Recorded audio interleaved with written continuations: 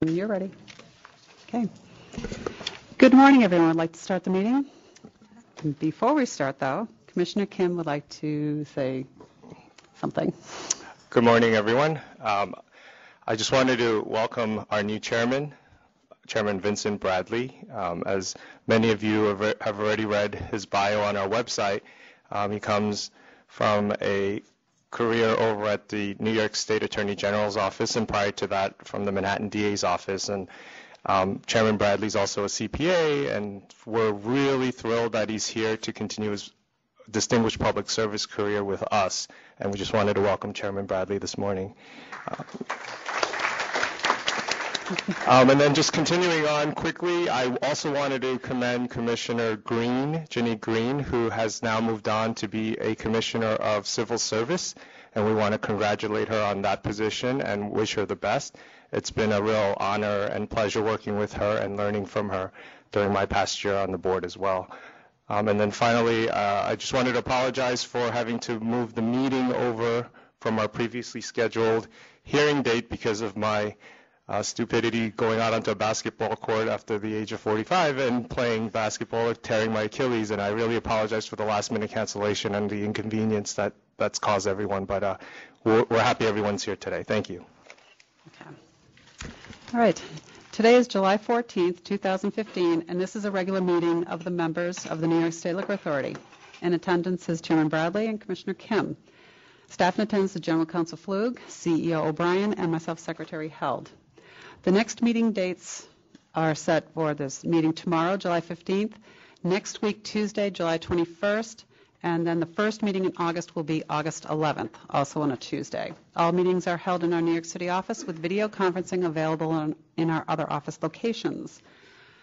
When your item has been called, please approach the podium and state your name clearly for the record. Items will be called in Buffalo first, then Albany, then here in New York City. Let's see what we have. As a matter of courtesy, we ask that you do silence your cell phone, and we do have another announcement Council Flug would like to make. There will be a notice going up on the authority's website today. The authority is sending out letters to all wholesalers who do not have an active account with the authority's delinquent management system. The system is used for COD reporting pursuant to ABCL Section 101-AA and 101-AAA. All wholesalers are required to notify the authority of retailers that are delinquent in payment, and the authority is taking this opportunity to remind all wholesalers of this obligation. Okay. We will go to Buffalo. The first one, 1513, 5 o'clock somewhere, wine and liquor.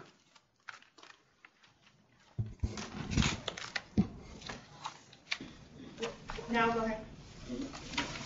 Kevin Johnston. Corey Johnston.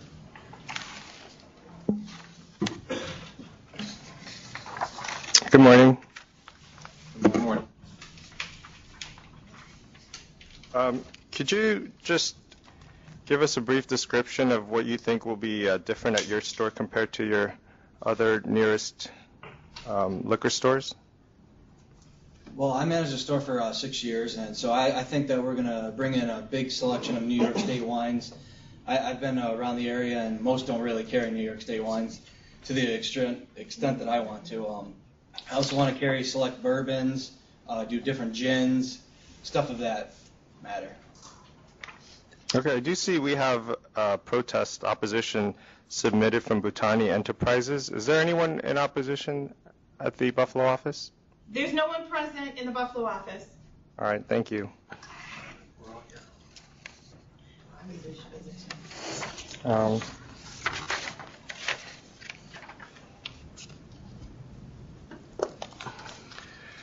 I noticed that when you were a manager at a previous location that there was a sale to minor that occurred? It was not me. It was not me. I wasn't even there at that point. I know who they sold. It was Michael Dickinson. That was the worker. Okay, so you had nothing to do with that? You weren't there at the time? Correct. Were you working there then? I was working there. I was on leave. I was in college at that point for 3 months of the year.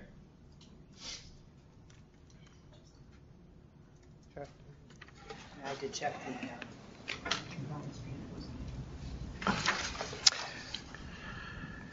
So you're saying that the other stores don't sell New York State wines? No. They do. I just want to bring in a bigger selection. Where I was working, Canal Ponds, we had a huge selection. I just know Four Seasons has, a smaller selection that only carries, Hazlitt, Red Cat, and stuff. I want to bring in Torrey Pines, all of stuff like that, different varietals and all of that. So what percentage of your store of your wine inventory then are you saying will be New York State wines? Yeah, probably 25 to 35%. I would like.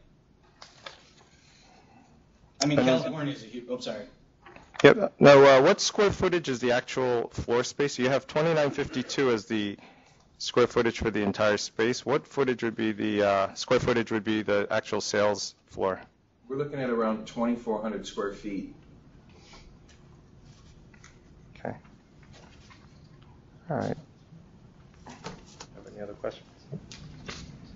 All right, I approve. I approve as well. Good luck. All right, Thank you. thank you very Oh, much. excuse me, my name is Vince Serino. I was prepared. You got it. Okay, thank you. Next item in Buffalo, I did not pull this one. It's 1448 and 1449. Zohaib Incorporated. Step up to the podium, please, and state your name. My name is Amjad Bey.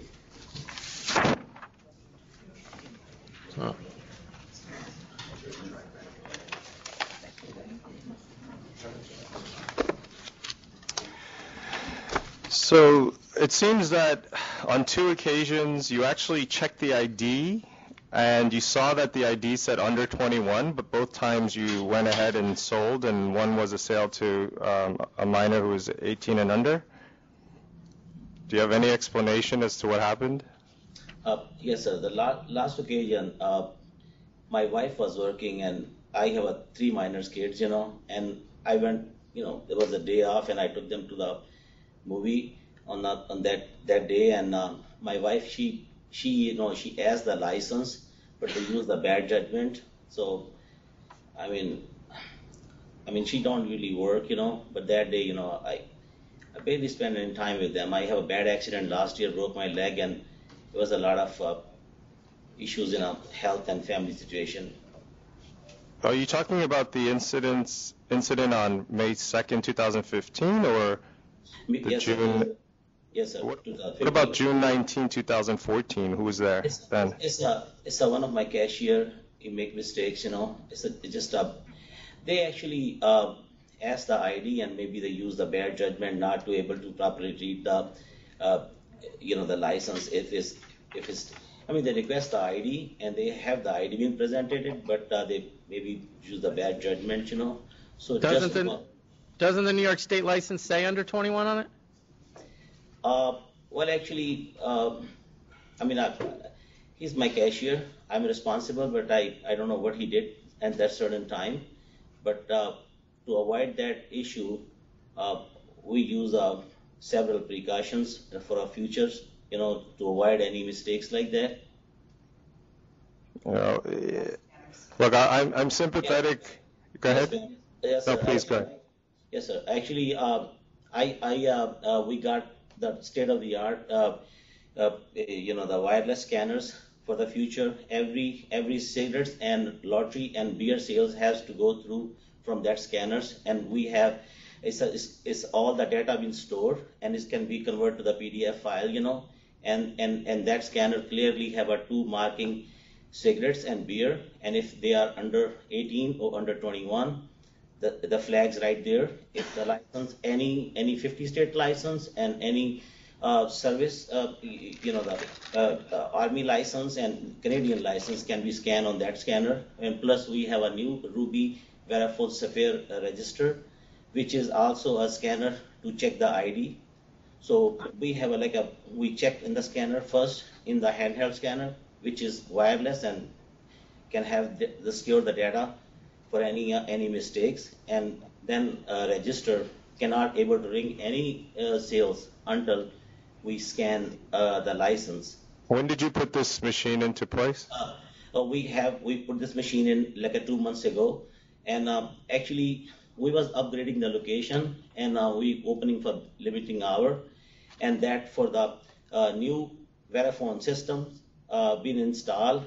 This is upgrading last month, but 1 month before, I provide all the proof for that scanner to the State Liquor Authority, and it's under place. And plus, we move the beer doors so we can really see them, and minimize the door, and just trying to be have any mistake, trying to be control. So was this machine in place when you got the violation, when you received the violation on May 2nd, 2015? No, that was not available. It was not in place that time, and basically they can. But it is in place. It is in place right now. Yes, sir. We have a two check ID right now. Yes. And look, I'm very sympathetic to you when you broke your leg and you weren't there, and you had to have somebody take over.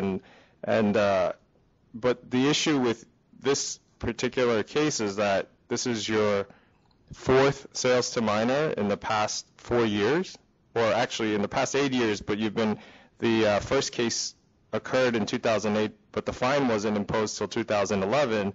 And then a couple of years thereafter, you had another sales to minor, and then you've had 2 subsequently, 1 in each of the past 2 years. So I don't know, you have been licensed since 2003, and before that you had a fairly clean record, and normally on the 4th strike, I'd be voting for a cancel and bond. But, if you're telling me that this machine is in place and that because the first violation occurred in 2008 and it was 8 years ago or 7 years ago, I will, in this case, accept your offer for $20,000.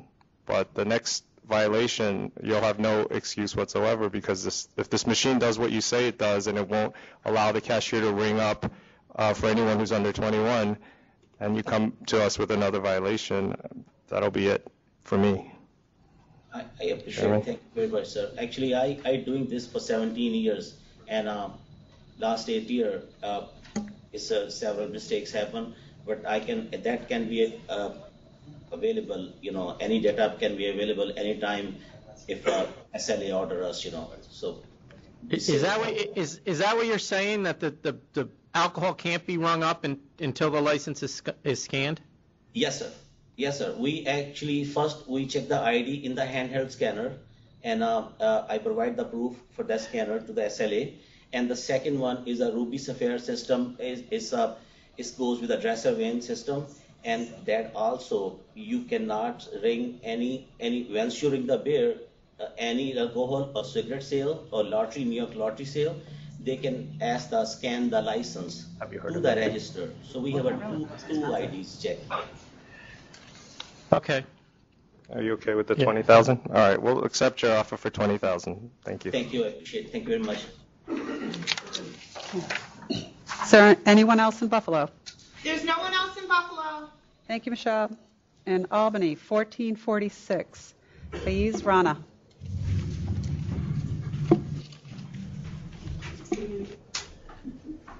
Faiz Rana. Good morning. Good morning. I have a fine of $3,000. As do I. 3,000. Okay, thank you. 3,000? Yeah.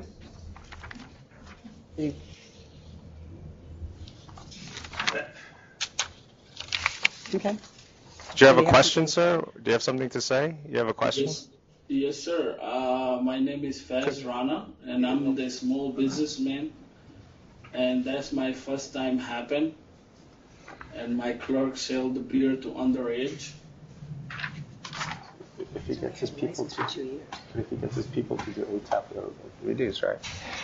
Sir, so you pleaded no contest, and so today you came before us and you're admitting that this did occur, and we understand it's your first violation, and you've only been in business 2 years. If you go and have your employees get ATAP certification training, then you can get this reduced. But our guidelines state that your sales to minor will be $3,000 for your first offense. I went to try to get the classes for myself and my employees, almost $1,000 they're charging. I think it'll get your fine reduced at least that 25%, so almost that amount. And I think it's good to have because you'll take steps to prevent future sales to minors. Okay, thank you very much. You're welcome. 1481, Labello Catering.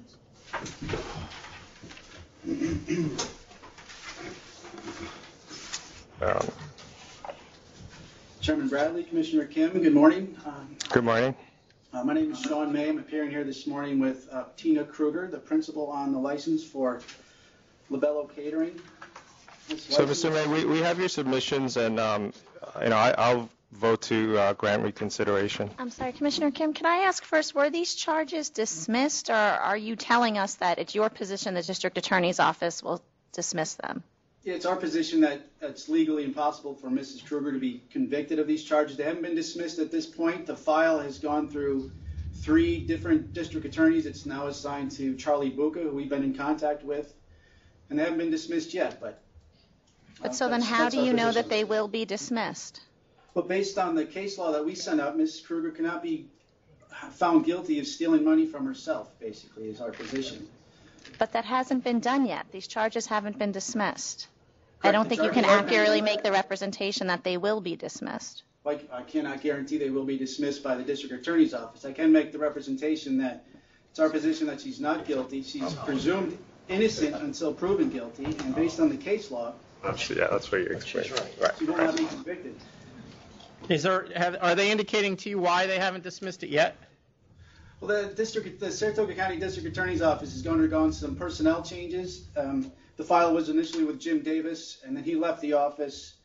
Then the file ended up with Karen Hagan, and now the file is with Charlie Buca. And he's come right out and said he hasn't had a chance to review the facts of the case. He has our submission, he has our case law, he has the same information that we submit to the board, but he hasn't had a chance to apply those facts to the facts of Ms. Kruger's instant case. He hasn't gotten to it yet. But why do you think we should substitute our view for the district attorney's view when we have no jurisdiction over that whatsoever? We don't. Not at all. Not at all. What I'm saying is Ms. Kruger is entitled to the presumption that she's innocent. This application being denied summarily this is a restaurant that we've built from the ground up. It's ready to open shortly. There's 40 employees standing by to be hired. And based on our position, Mrs. Kruger's not going to be found guilty of the felony. In worst case scenario, I mean, even if she were, she can get a certificate of relief from disability, but it's not going to get that far. It's just, Ms. Kruger's been a licensee since 2002. She's got a great record with the Liquor Authority. She's no prior violations. And this has created a real hardship. She's got a lease, she's got employees, she has a restaurant ready to open, and we're just asking for the Liquor Authority to rescind the denial. If we'll keep the Liquor Authority up to date with the criminal charges, if something happens in the future that would warrant revocation or cancellation of the license, that can certainly happen. Okay, Council Flug, are you okay? We'll just...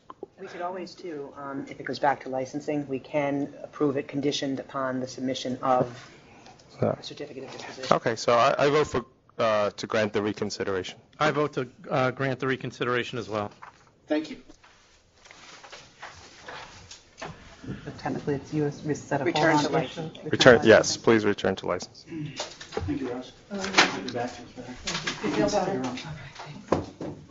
Sorry, Sean. Is there anyone else in Albany? No, we're all set, thank you. Thank you. All right, first one in New York is 1471, Bataytopia, that's Staten Island Mall. That's Bataytopia. Good morning, Stacy Weiss for the applicant, Bataytopia, Staten Island Mall LLC. I'm asking for a consideration that the manager, who has a felony conviction, be allowed to work in the premises. It's a kiosk in the Staten Island Mall. It was originally applied for as an RW, restaurant wine license. Because the lack of a kitchen, we had to reapply for a tavern wine license, and according to the rules, Mr. Dicker has to ask permission from the liquor authority to work there as the manager. If there's any questions, I'll be happy to answer them, and so will Mr. Dicker. I understand he's on probation That's correct, yes. and lives in New Jersey? Yes, that's correct. They allow him to travel between states? Yes, that he's allowed to travel for work purposes. This is a family-run business. They will allow him to travel to New York to work in whatever work he has to do. There's certain things they'll allow him to do. One of them is work. And like I said, it's a family-run business. This is his brother. Is he here? This is Mr. Dicker. Oh, he can talk. He can talk to us. And as part of your probation, how often do you see them? I don't. It's all now through email. I don't have to see them physically. And are you allowed to drink? Yeah. And when is your 1-year house confinement? When does that expire?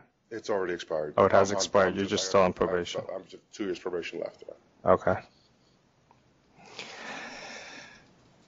And it is a kiosk. It's a wide open mall. It's No, I'd actually be a little bit more comfortable if it weren't a family business where somebody else were supervising him as the manager to make sure that he, is there and doing what he's supposed to do. But it's very. I mean, if you look at. But I understand it's a kiosk, it's in a mall, so I'll approve.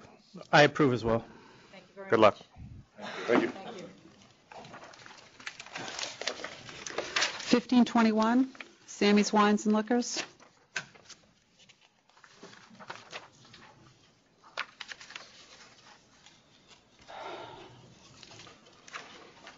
Good morning, Leonard Fogelman for the applicant. Good morning, my name is Surush Radmanesh. Good morning. Good morning. Nice to see you, Mr. Bradley, Mr. Kim. Do we have any opposition here? We have 1, 2 submitted. No, nobody's here. Okay, Mr. Fogelman, please. This is an application for a liquor store in Queens Village on Jamaica Avenue, which is a very, very busy commercial street in Queens. My client is the owner of the laundromat next door. He lives above the laundromat, and his customers in the laundromat have been asking him, asking him the possibilities of his opening up a store. Of a liquor store in particular? Yes. So how big is his laundromat? How big is your laundromat? 1,500 square feet. So people in the laundromat are asking him. if they want to buy vodka next door? Asking if there is a closest liquor store. And there's 2 blocks. Is there 2 blocks away? And they don't walk. They make a face because their parking lot is across my laundromat. I see. Municipal parking lot, and the minutes are less on the parking right. lot. They say, okay, I just walk. The closest store is 610 feet away. The other 3 are 1,850, 2,155, and 2,615. My client's proposed store is directly across from the Long Island Railroad Station with tremendous amount of parking. The other 3 stores, including the one close by, just have street parking.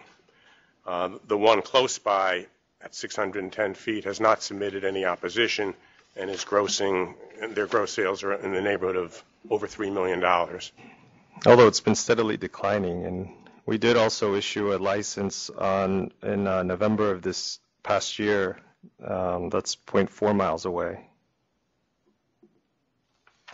And is there anything that's going to be offered differently here aside from the Yes. lawn? Yeah. He has also looked at the inventory of the neighboring stores, and he will be carrying a not 50%, and I'm probably not 30%, but he's going to be carrying about 30% of New York State wines. He's researched what New York State wines he wants to carry. He's also will be carrying. Can I ask you, sir, directly, what New York State wines will you be carrying? Can you come to the mic, please? Yes, I'm more interested in Finger Lakes. Okay. Because can you name a few? Yep. Dr. Frank Constantine. He came from Ukraine and he really revolutionized the wine industry over here. For 300 years, they did not know. Okay, I don't need a history lesson. I just need to know the names of... He's got real good wine brands. Okay. And even there is 11 Lakes Winery, which sell good wines. Okay. There are good bourbons, too, around in our Brooklyn area. I'm interested in selling those and making the consumer aware of our New York products. If he's aware of our New York products, he can spread the word and we can sell. All right, thank you. Well, it sounds like you've done your research. My only issue is that the stores nearest to you, 3 closest stores, their sales are declining or flat, and we just issued a license, as I said, the second nearest store in November 2014, and there's one right across the street from what you're talking about, or 610 feet away. So at this time, I would suggest you look for another location, and I'll vote to deny. I have to deny as well. You're a good candidate, obviously, but I have a problem with the sales as well. The big store that you're talking about that is closest to you was, in 2012 at over $4 million in sales, and they've dropped to 3.5. Can I have a permission to say something? Sure. There is no store from Long Island till my store, approximately since a mile and a half. There is no store. What's the one that's 0.1 and 0.4 miles away? What are those? And 0.7? Those are on another street, Hempstead Avenue, and away from me on Jamaica Avenue. But where we are situated from Cross Island Parkway, there is no stores. All right. There is none. All those customers need. Do you own the building? Sir, there's no new construction in the neighborhood. There's no new construction or influx in the There are some new population. construction. Small houses have been converted into apartmental buildings, but it is not a huge apartmental building. It's a 3 stories apartmental buildings of approximately accommodating like 25 apartments. Right. It doesn't change my vote. Mr. Fogelman, the members already voted. Mr. Fogelman, we voted, and thank you very much. No, it's okay. Good luck.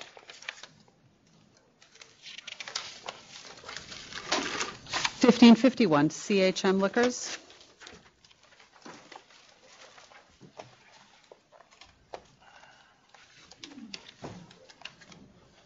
Hi, I'm Kevin Dano. This is Carolyn Morey, who's the applicant. Good morning. Back here we have Patrick Burke, who is the owner of the store that is in the same center. If I may approach? Sure. Okay. This is a letter from Mr. Burke withdrawing his opposition. Okay, thank you. Stating that he is in favor. These are not new documents. These are documents that I submitted online. That's fine. Thank you. Sure, it's part of the record. That's okay. I'll just listen. Thank you. So, this is a store in a place that's called a city center.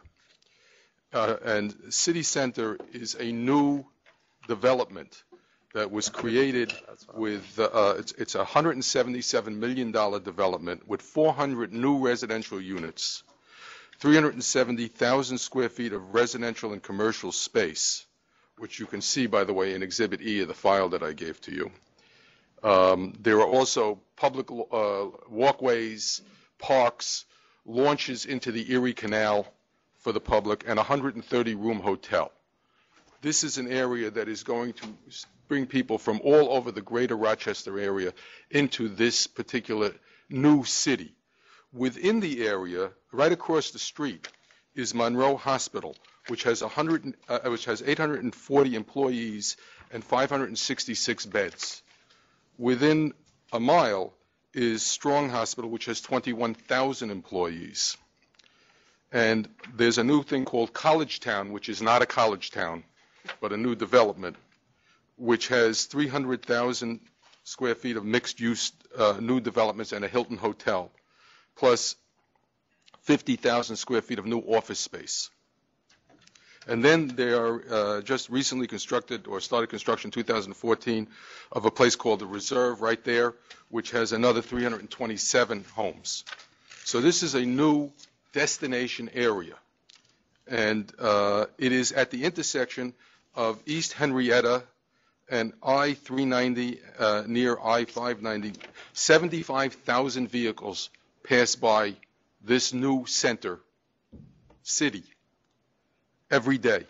It is the growth is so overwhelming that the Department of Transportation has committed $150 million in new transportation corrections to allow the traffic that is anticipated for this new center.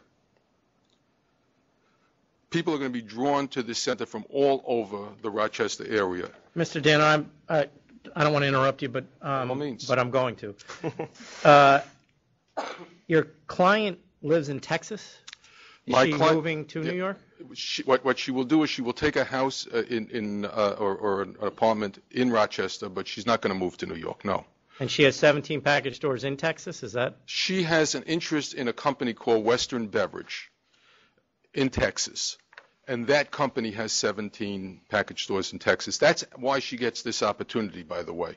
Costco, when it was called Price Club, went into Texas and asked the Western Beverage Company, which is because in New York you can only have one package store, but in Texas you can have multiple.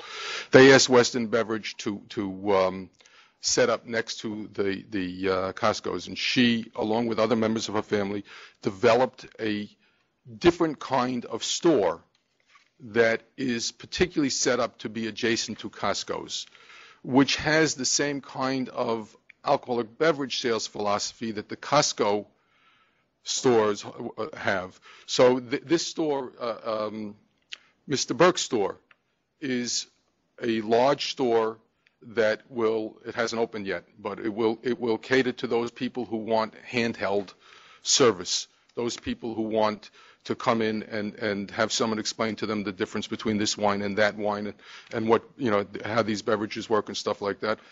The Costco type store, which CHM will be, is more of it has a limited number of SKUs. It has large format bottles instead of small format bottles. It has none of the little small bottles. It caters to the most popular brands, and it's set up to be particularly convenient for those people who are shopping in this kind of center.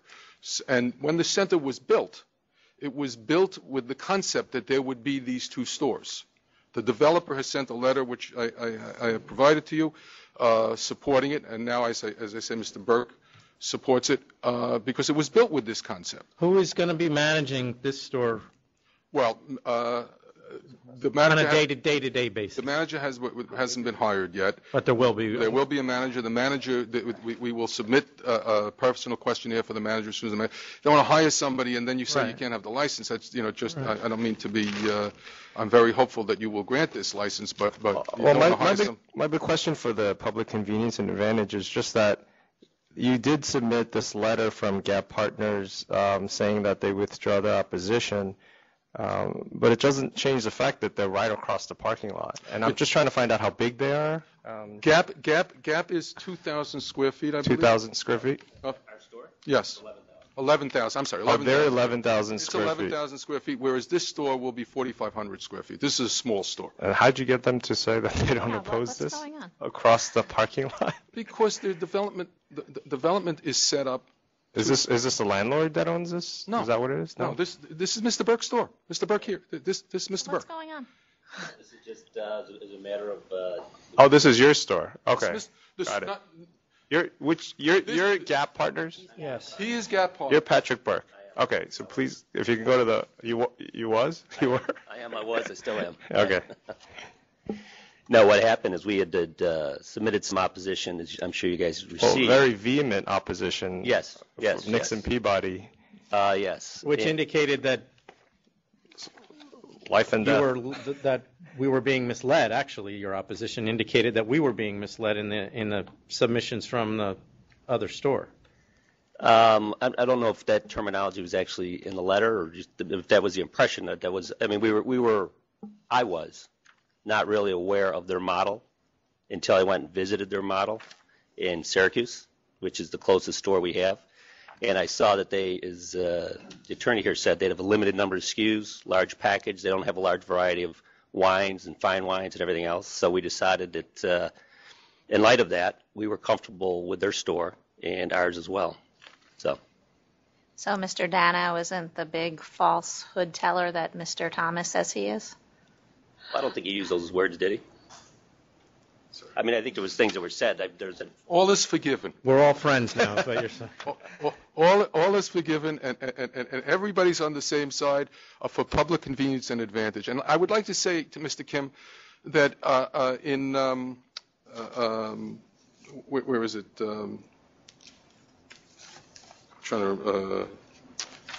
In Yonkers, there is a Costco type store. You know, these are not Costco stores, but there is a store next to the Costco, and there is a Stu Leonard store, which is the same kind of store that is going to be in this center. I mean, they're right next to each other in Yonkers. Except Stu Leonard's offers a lot of other items. Here, it's an 11,000 square foot liquor outlet store across the parking lot. Although he did submit this withdrawal of his opposition, when you read the opposition papers, maybe your former attorney or current attorney did such an excellent job. He makes some very let me address excellent points about the public convenience advantage. Let me address them. Let me say this to you first. Okay, the courts and the legislature have both said vehemently that public convenience and advantage is not served by protecting one store against another, but it is served by competition. Absolutely. Originally, the legislature in New York passed a rule that said that you couldn't have a store in a Yonkers type, in a Rochester type area that was 700 feet from another store. The Moreland Commission came in, did a study, and found... My argument here is not anti-competition, absolutely not. So not the fact that there are two large stores there, that somehow I'm trying to protect the 11,000. And you know that, Mr. I know Downs. that, Mr. Kim. But you're kind of going down the line of... Well, no, but what I'm saying to you is that, the first question you're saying is close, across the parking lot. Well, proximity for public convenience advantage, I mean, if you're telling me, if you're going to focus on the argument that because this particular applicant is going to focus on larger package type quantity sales versus the higher end that we have across the parking lot, that makes sense. But I don't know why you're going down this history of the Moreland Commission and the anti-competitiveness, because that's not what I'm not talking about that at all. I understand, but what I'm trying to say to you with regard to that, and court cases that I have cited, is that 700 feet, this distance, was specifically taken out of the law because the courts and the legislature have said that this close proximity by itself shouldn't be... By itself is... I get it, but okay. I'm not focused on the closeness, but... Well, distance is a factor. You would agree with me when you talk about public convenience and advantage? Yes. I mean, yes, legally, I totally agree with you. You can have stores right next to each other. Let's say they're 2,000 square feet, and they can coexist, and legally that's fine, and we can't deny it on the fact that they're going to be right next to each other. So what I'm trying to say is we're talking about an 11,000 square foot liquor store that's existing in an area that's across the parking lot from another 4,500 proposed liquor store. Yes. And unless you tell me that there's such a difference in the product mix or the way things are operated, to me, that's as if we were looking at to me, that just doesn't say that public convenience and advantage is furthered by automatically approving this license. First of all, I would never say that you should automatically approve a license. Fine, take away my automatic word. But here's the thing. What I am suggesting to you is first, that under the appropriate circumstances, the distance shouldn't matter. And now I'm suggesting to you that these are the appropriate circumstances. Okay. And I am suggesting that to you first because you have a development that was originally planned to have this kind of competition, this specific kind of competition. That is the kind of people who go to Costco. By the way, Costco opened up in the first 9 days of being open. Costco brought 35,910 people to this place that we are talking about, this very store where this place would be.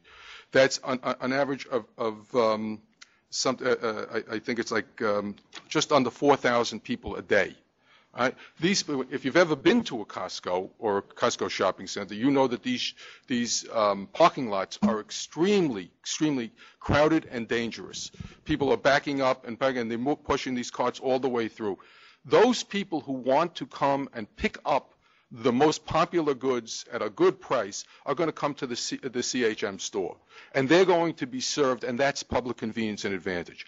Those people who want the 11,000-foot store with the big mix, and they're going to go to Mr. Burke's store, and they're going to be served. And the idea here is you're bringing people from all over the greater Rochester area, tremendous numbers of people, and giving them a choice in the area, and also keeping people who are going from Costco from having to push a cart across a parking lot, which is dangerous. By the way, there's going to be a gas station on one side, so if the store was going to be there, there'll be also cars parked through the middle of the parking lot. On the other side, you're going to have people trying to get in and out of the center. There's a tremendous amount of traffic here, plus people living there, plus people coming for parks, and to have two stores in this particular place, set up in this particular way, this manner, where there's a completely different type of shopping experience offered by each store, is clearly in the public convenience and advantage. What I'm saying to you is not its proximity alone, but proximity plus the fact that you are drawing from thousands and thousands and thousands of people into the area, plus the point that people are offered completely different kinds of shopping experiences, is what makes the public convenience and advantage here and this an appropriate place.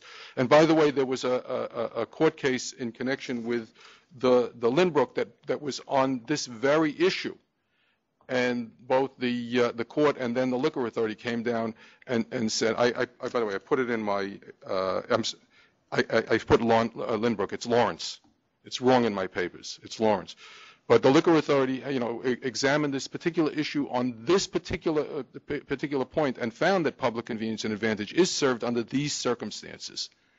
So there are at least two court cases. Under what circumstances exactly? The circumstances where you have this, this giant center that has an anchor store that is sucking people in from, way off the, not just the neighborhood. How big are the stores that they said in that court case that it was okay? It was probably smaller stores.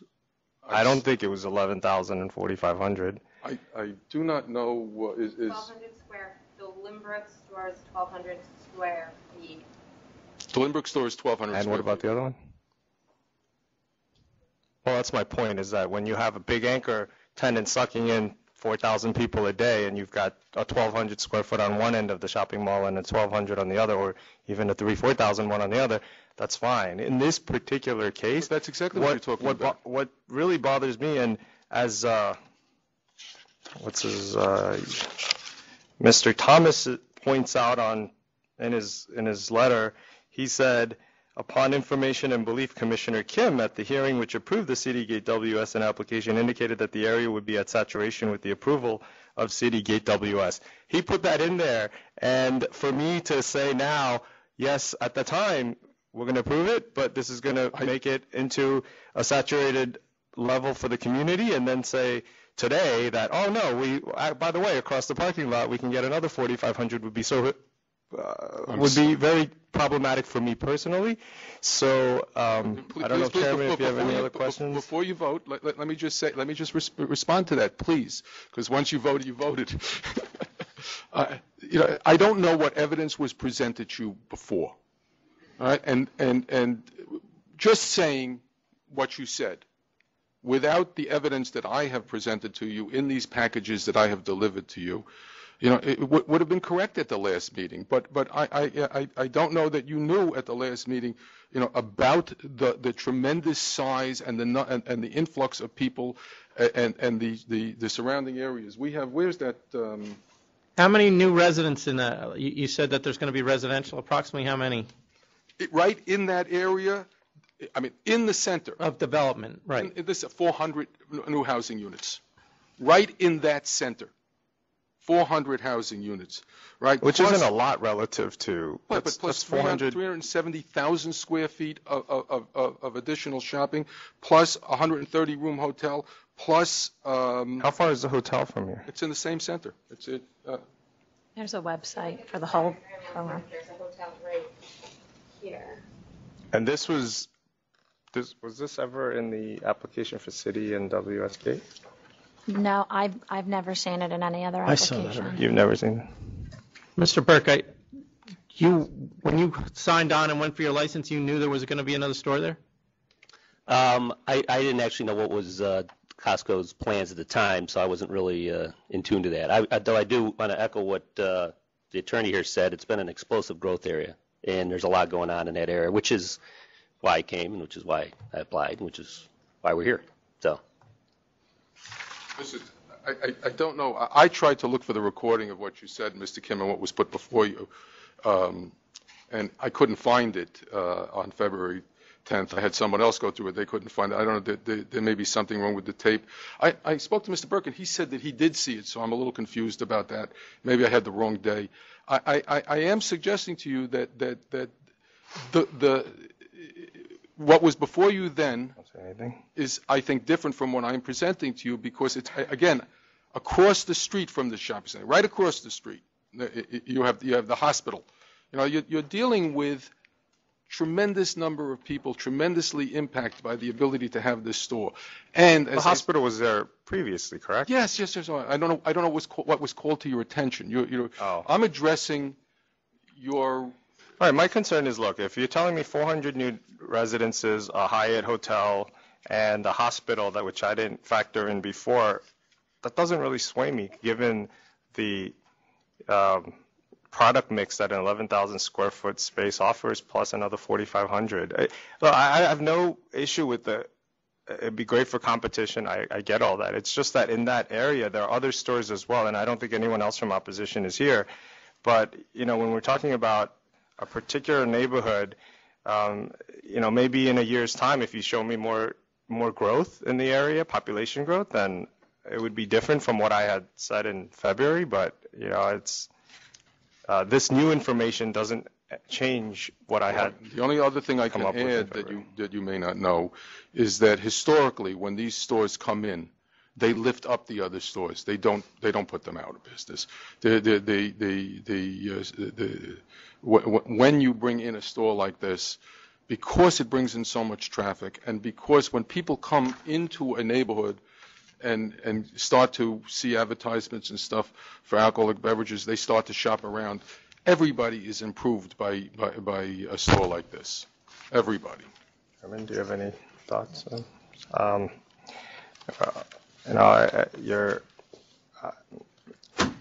This point, I'm going to have to deny.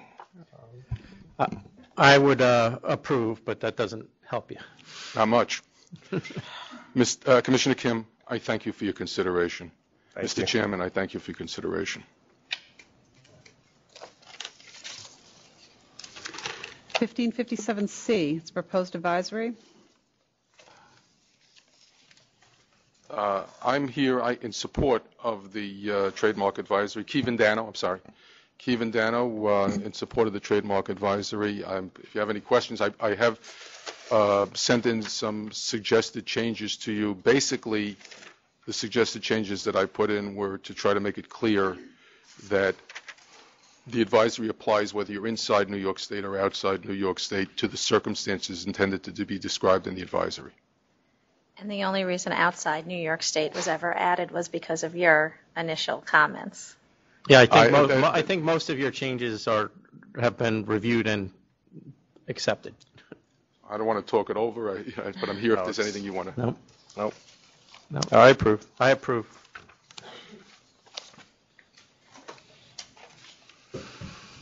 Got one of these, right? You don't need this.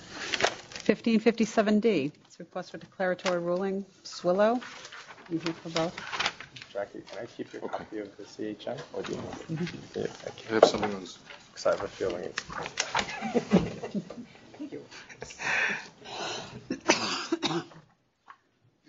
Good morning. My name is Michael Brook. I'm here representing Swillio. With me at the podium is CEO Eric Wong. I'd like to take this opportunity to thank General Counsel Flug for her time, attention, and guidance in submitting this petition.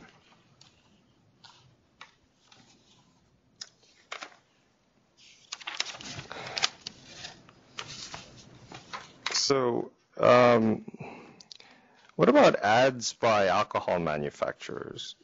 Will that be allowed? It is our intention to investigate that opportunity, but we look at that as something that's down the road. I had sent some comments about displaying the retailer at each and every point where possible and as early on in the process. Have those recommendations been made to the website, to the app? Because you can't use it on a computer. You can only use it on a phone, correct? That's correct. Yes, at the first available screen that allows the addition of any alcoholic beverage, the user is provided with reviews, price, quantity on hand, and a sold and fulfilled by box, which states the liquor store that's providing and delivering that item. So the liquor store is setting the price and then adding on an additional $5 to that charge, or is... I'm sorry, no, the liquor store sets the price and then pays my clients $5 out of their profits, whatever their profits are. Out of their profits or the revenue? Out of the revenue, I'm sorry. So for each item, they're getting $5. That's correct, Mr. Commissioner. And when a customer buys a 6-pack of beer and a bottle of Jack Daniels, they're delivered by 2 separate retailers? If purchased from 2 separate stores, yes, they're delivered by separate retailers. Each one has to verify the identification, and I would like to point out that the app actually has a ID scan on it that is optional to use for the store. My clients recommend that it be used, but we can't force it on them. So if the delivery store wants to check ID by hand, that's their business, but we at least provide the option for them to use the app to check the ID and verify the age. What other states is Swill up and running in? We have a presence in a couple other markets. Our focus is in New York, but we do have a presence in California and a couple other cities. Has the California Alcoholic Beverage Control Division issued any ruling on your application? No, they have not. I've spoken to, not California's, but Seattle's, Chicago's, and Dallas SLA offices, and they've confirmed and made a few detailed changes to how we operate there, but we've not submitted petitions to those states yet. What do you? It's the consumers directed to the retailer closest to them when they go on the site? They put in their address and are given options of which retailers are in their area, but they're not directed to any particular retailer. They choose which one they want. And do you put limits on the amount of retailers you'll accept on the site? We don't put a hard limit. What we try to do is work with retailers in an area that represent a certain quality that best represents the consumer experience.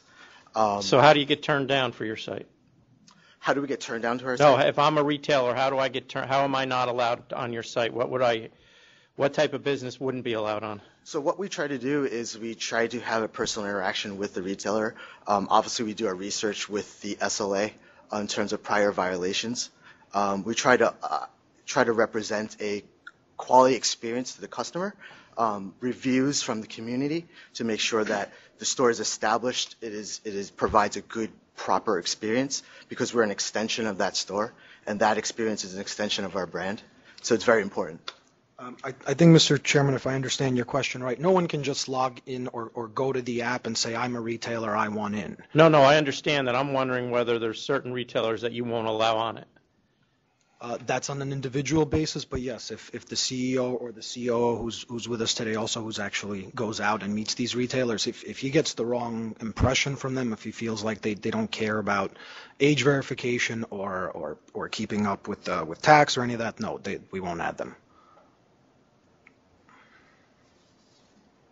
So you charge a licensing fee of $100 a month, but every month, if they don't hit $3,000 in sales for the retailer, then you don't charge them anything? Yes, that's correct, but that is a fee for the retailer portal. which is only available to that individual retailer. That portal takes a lot of work to put together in an effort to let's say, convince the stores to come on. They are not charged to use the retailer portal unless they generate $3,000 in sales a month, but that will eventually disappear as well. That's been typical in most of the third-party service providers that we've seen for the package stores. There's a certain amount of threshold sales that the retailer has to do through the third-party service provider before they So if they hit 3,000, then at that point you're owed $5 per item from their store, correct? No. Oh, it's $100 per month. Then they owe $100 a month. Right, just for the use of the A portal. flat $100. Just for the But the $5 per item is regardless of whether they make one sale or hundreds of and sales. each year at the renewal of the contract, it goes back to the $100 rate. It's not an escalating per year rate. So basically, Drizzly and the other Very similar. Bottle Rush, it's very similar. It's a flat fee. The difference here would be that it's a flat fee per item rather than per whole ticket. Whole ticket. And I think we have a this is better an logo. application that a customer can buy from more than one retailer and buy non-alcoholic items as well. I believe those are mixers and club soda and ice. That's correct. But those also have to be available at a particular That would be retailer. from There's the no way. AX. Now, is advertising by alcohol manufacturers, is that an issue at all, if they did put that in there? We talked about traditional advertising, such as But they said at pop-up some ads point they and might banner. consider that. Banner Right. ads? We have Banner ads or whatever ads you put up on your app, is that an issue at all? No, not that I see or anyone else has raised. Traditional advertising, no. There has been concerns through other third-party providers of practices that were launched that they called advertising that have been stopped in the state that gave the perception that the manufacturer was selling straight to the customer. That has ended by that provider. Okay. Which was unrelated to this applicant. So just to be clear, there's going to be, if I want to buy a bottle of Jack Daniels on your site in my area, there several liquor stores could be on your site from that area. That's correct. And the prices could all be different because they're set by the retailer. Absolutely. Okay. Okay. All right, I approve. I approve as well. Good luck. Thank you very much. Thank you. Okay. What do we do with that? Jackie? He wasn't going to speak on thirst, right? So I'm just going to let it adjourn. Apparently not. Apparently If not. that's the Okay, so we'll set that aside till later. 1542, El Picocito Bar and Lounge. Good morning. My name is Robert Race. I represent the licensing. There was an offer of $3,000 to settle this matter. Well, this maximum occupancy issue, this is the second time, a year prior to the August 2014 violation. On October 2013, you had a maximum occupancy issue. What have they done to remedy this? They have hired an architect to try to get everything squared away. You had an architect hired to get everything In other squared words, away? to change the permits and increase and get a PA, et cetera. But it hasn't been done? That is correct. It's in the works. So how do they control the number of people in the place? Security guard at the door. Was there security on that evening? I wasn't there. I don't know. I can only assume so because they normally have 2 to 3 depending upon the day of the week. But you never asked your client. I'm sorry? But apparently you never asked your client about this particular evening. I spoke, but I didn't get a clear answer. I don't know if he was there at the time of occurrence.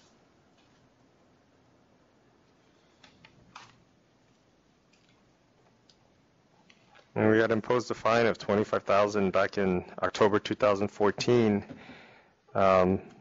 This violation preceded that. So 3,000 seems kind of low for the second violation of the maximum occupancy and the pre-mixing charge. So I would counter with 5,000. As would I. Just the history is disconcerting. and that this happened previous to the previous fine, I'd also counter with $5,000. That's fine. Okay, thank you. 1473 through 1479. Monte Carlo Enterprises. I have with me the licensee, Mr. Alvarado. I had given you some documents this morning, which I just got from the architect. Some of the violations where, I guess, where the charges were sustained involved the C of O and PA, and I gave you what the architect gave me yesterday. I believe there's some opposition here, Mr. Rice. So, are you here in opposition? Can we hear you speak, please? Or, Mr. Rice would... Yeah, sure. Good morning. Edmund Rosenbaum, Community Board 3, Queens. I came just to express the board's views regarding this location. As you see, there are quite a numerous number of violations listed and not as many sustained, but a lot of serious charges sustained.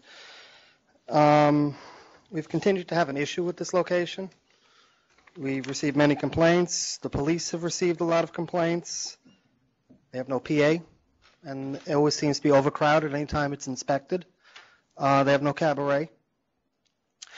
I can say I know there's more charges coming down the pipeline because I was on a March operation last month, and just about the same thing was going on. And just expressing the board's views, and from what I've seen, continues to be a problem no matter how many times they come here. That's about it. Thank you. Thank you.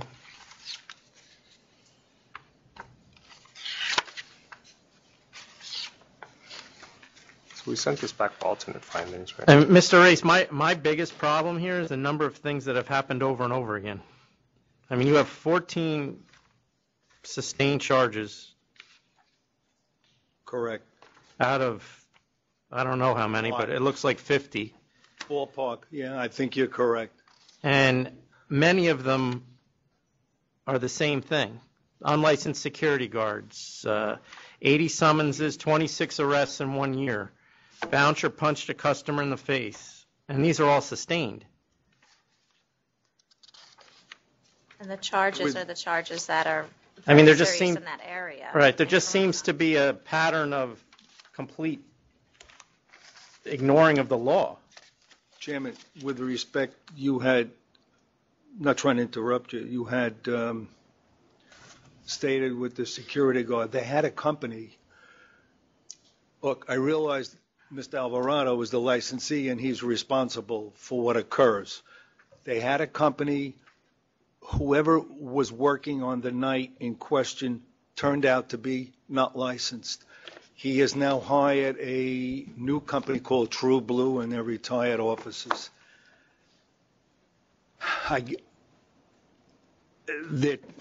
He's trying to get their act together. They hired the architect. You have the documents.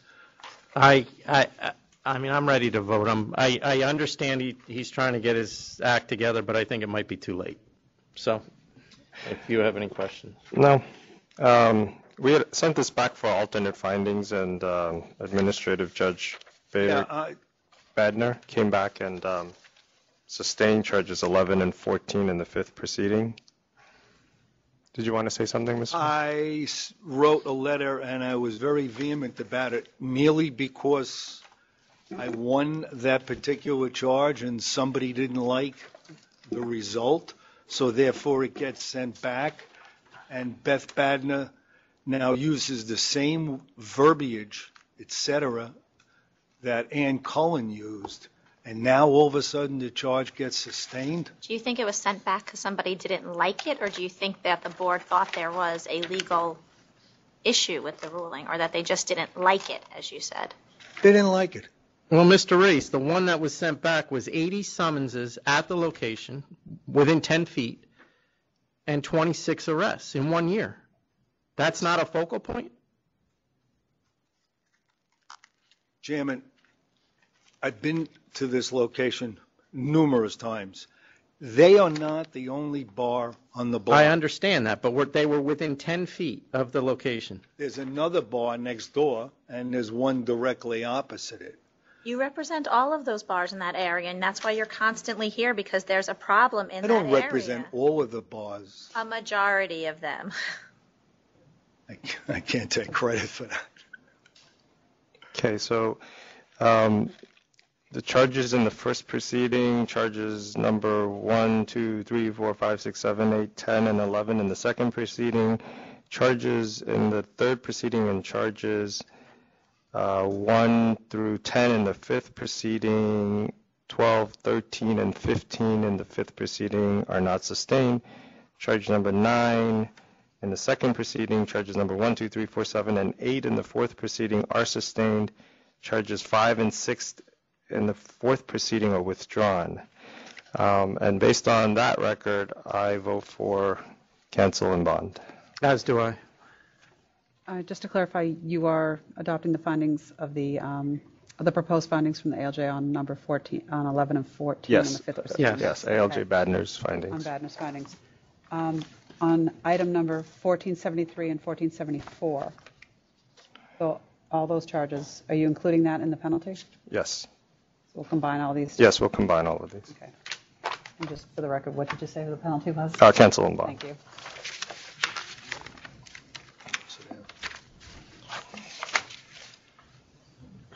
Jackie, you got one more?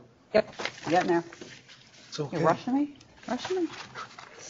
1445, Castillo Sports Bar. Yeah, there's an offer of cancellation and bond. I accept. Yeah, I accept. he's in jail, so it doesn't. Okay, thank you. Thank you. Have a good day. Thanks. 1557A. It is East End Hospitality.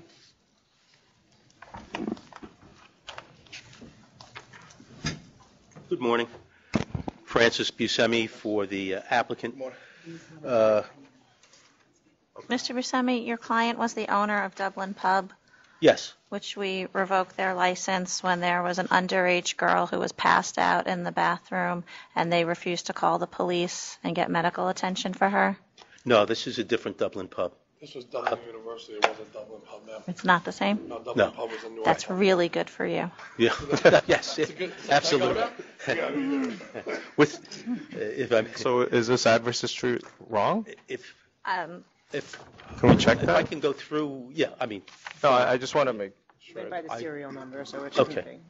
Well, yeah, I mean, and look, here, the main issue here is the two Mr. Sester, that's you, and Mr. Sestari and Mr. DeMar is here. Sestari and Mr. DeMar. Yes, It's really based on your licensing record. I guess, Mr. Sestari, you had one canceled in 2000 and one revoked in 2011, correct? yeah. And then Mr. DeMar, you had 30-day suspension plus a $1,000 fine in 2009? That was an offer. An offer? Yeah, we put in a conditional Okay, contest. so, And I tried to adequately address those issues, Commissioner Kim, in my letter of June 24th, and I attached exhibits, a number of exhibits to that. With regard to Mr. Sestari's history, I just want to go through. He had two, as you said, two prior licenses, 736 Dublin OPM Corp., which was filed in 1999. So, Mr. Buscemi, this is the location that's now licensed as Marone, Dizzy Lizard. And when the members gave that license out, they were so concerned because of the previous, which is your client's then, Right. history of sales to minors, that they had given a long lecture, to the new licensee about any sales to minors, and they're immediately going to shut the place down because they were so concerned about the severe sales to minor history from your clients and your location to, I believe, Hofstra University. There was two clients before Dizzy Lizard, there was two people before Yeah. me. I was out way before that. There was something called the library and something before that, which I have nothing to do with. I went out of state and started doing things out of state, But ma'am. that whole entire location near Hofstra University has been a hot spot for sales to minor, and Mr. Buscemi knows that it continues to be because he now represents I Marone, represent, which right. we've been in litigation with over sales to minors. I didn't represent on these applications, Yeah. not on the 736 That's Dublin why we don't do application. college bars. We do brunch Right. places, dinner, lunch, Okay. that's it. So again, with the 736 Dublin OPM.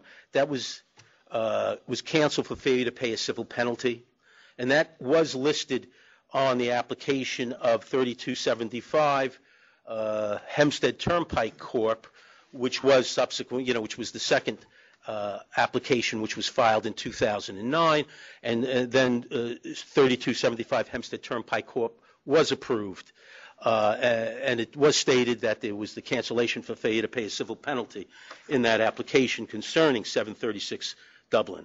Now, what happened with 3275 Hempstead Turnpike, and I've given you documentation on that as well, which I actually obtained by foiling it the other week. Mr. Sestari didn't know of any revocation concerning 3275 Hempstead Turnpike Corp. He originally went on that license with a Mr. Vivola. He was long out of that business when the violation dates occurred, which were in June 24th of 2010, and when the revocation went into effect in June 7th of 2011. What had happened back in September of 2009, a corporate change application was filed concerning the business to remove Mr. Sestari. And then there was litigation that started between the two principals. And there was actually a stipulation. There was an order to show cause that was Mr. Vivola brought because they were arguing as partners. And the judge that signed the order to show cause, I believe, barred Mr. Sestari from being at the premises. Then a stipulation of settlement was entered into. Pursuant to that stipulation, there was supposed to be a corporate change application removing Mr. Sestari filed by Mr. Vivola. Mr. Sestari was off the premises, not involved in the business for some period of time prior to the revocation taking place, prior to the violation date even. So again, technically, he was still on the license because there was a failure. The initial corporate change was rescinded. The was approved and then rescinded. And then Mr. Vivola was supposed to file again pursuant to the stipulation, the so-ordered stipulation. And that never happened, unfortunately. I guess Vivola didn't file it pursuant to the court-ordered stip. So technically, Mr. Sestari stayed on that. Okay, so I understand the point on that. But his history with the previous license before that. So this Dublin OPM is not him, or it is him? Dublin OPM was me. As you, yeah. So that, you've got 1, 2, 3, 4 sales to minors, over the three-year period from 97 to 2000, and altercation, assaults. Mr. Kim, if I may. I had 2 partners there. I'm not making any excuses Right, at all. right. I've grown up since then. That was a college bar recently. If I may approach, Sure. On June 23rd, I just got a citizenship award from the state of New York for bringing in new concepts. I deal with people from Mark Wahlberg to George Clooney, bringing in major concepts to revitalize cities. I'm way out of the college game. Same guy. You said before, 3 strikes. You were saying to somebody else. 4. 4. I'll show you that, I have a family, 1-year-old, 8-year-old. There's a brunch place, lunch, dinner. You can read, I just got that on June 23rd for my Mark Wahlberg. They're doing a big TV show on us opening up restaurants. And So what have you been doing since 2010? Have you been in the business? Doing a lot of consulting out of state, sir. Out of state. I have a great record out of state. And now, Riverhead Town and Coney Island, as you can see, they've actually, consulted with me to bring some major names to the city, and that's what I'm doing, and that's why I'm here today. So who's going to run this place? Because it looks like you're going to do 20 hours a week, and you're going to do 15 hours a week. We have a manager also on record. His name is Adam Subiando. That was filed with the application. My biggest strength is marketing, and like I said, they're going to do a whole TV show. A&E has 7 million viewers to this specific show, and it's going to bring so much revenue into the city of Riverhead that needs it so bad right now. That's why Riverhead community is so far, they're so behind us, it's unbelievable right now. And you have, subsequent to my initial June 24th letter, you should have also received, I sent email, there's a letter from the town supervisor of the town of Riverhead. We have that. And also, the citation, the award that you were just handed, I also emailed that earlier. What's Mr. Pia's role in this? Christopher Mr. Pia, He's our partner, sir. He owns a lot. So he won't be actively managing, he's just an investor? He's actually active in the city of Riverhead, and he owns a lot of real estate over there, and he's huge with charities and fundraisers. And he's a big finance guy. He owns the building. And he's not going to be an active role in managing the business, but... The 99 stuff, sorry, I wasn't running actually the business. I'm not going to make any excuses, but those were, it's almost 15 years ago, and that's not me, and they wouldn't be giving me an award from New York, citing my efforts of bringing back some different areas. So I apologize for that, but there's no excuses. Mr. DeMar, your record? Now, Mr. DeMar, he's held 3 licenses total. The suspension, the conditional no contest plea for suspension on I think there were 2 cases in 30 days, 30-day suspension and fine, was with the Utica. Had to do with Utica. And what Mr. DeMar did, and I have, you don't have it yet, but I'd like to hand it up. It was emailed, if I may, for both. I know it's unsigned, but it was emailed to Mr. DeMar from the former mayor of Utica, explaining what Mr. DeMar did and what Mr. DeMar did many years ago. This is unsigned. I just said, Commissioner Kin, I understand it's unsigned. You can call. He left a number. He emailed the letter, to Mr. DeMar without signing. But you're welcome to call the former mayor. Mr. Kim, if I may, this area of Riverhead has really been depressed. And the whole town has gotten behind us to open up this concept called Sonoma Grill. We built it out. It's beautiful, and the whole town is very excited. And what are your hours going to be? We're going to be lunch and dinner, and we're going to serve brunch on the weekend. What time do you close? Most of the time it's by midnight. It may go sooner if we have a private party. There's a hotel. But you won't be open till 4 a.m., 2 a.m.? We're not going to be. Well, you've got to explain your hours. If there's dinner business to be done that late, we'll take it because there's a hotel across the street where they say they need to serve people dinner after. But it won't be a restaurant turned into a lounge later, or you have DJ music, right? You're gonna have DJs there. Well, we said that for private parties. There's a huge private event market in Riverhead. We're working with the aquarium across the street, so we put DJs on there. So you're talking about private parties? You're not gonna be. This isn't gonna be turned over to promoters. Oh, absolutely. No, promote. You can come in and take the license away at that second. We don't deal with. And the security personnel on Friday and Saturday? 100%.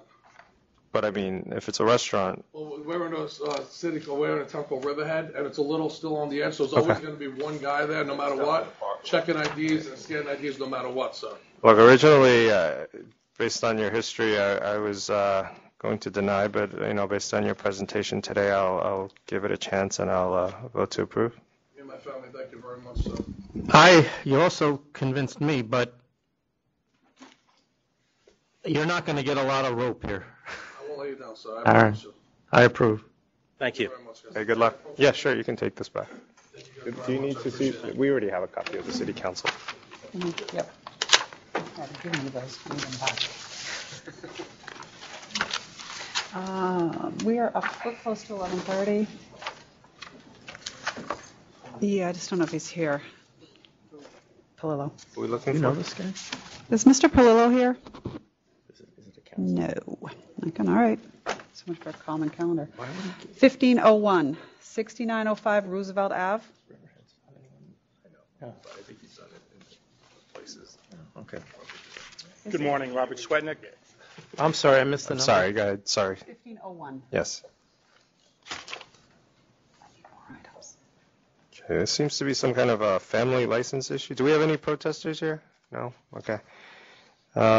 We did receive 2 opposition letters.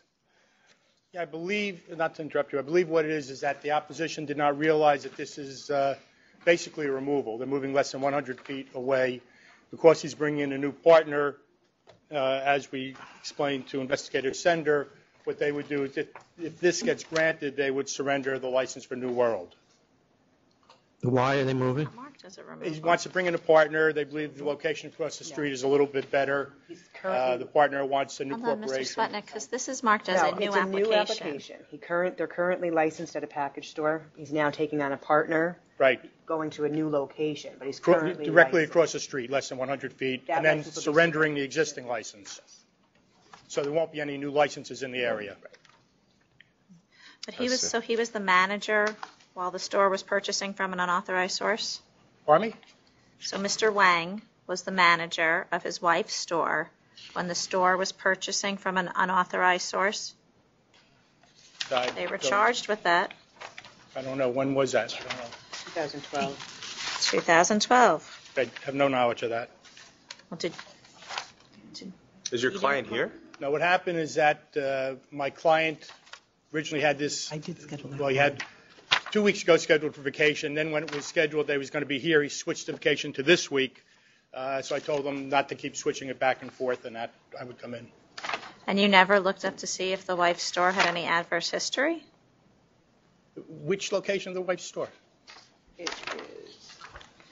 I'm going to kill the name. The wife's store, Kathy Wei Shen, was the sole principal at Huao Yi Kun Liquor, Inc.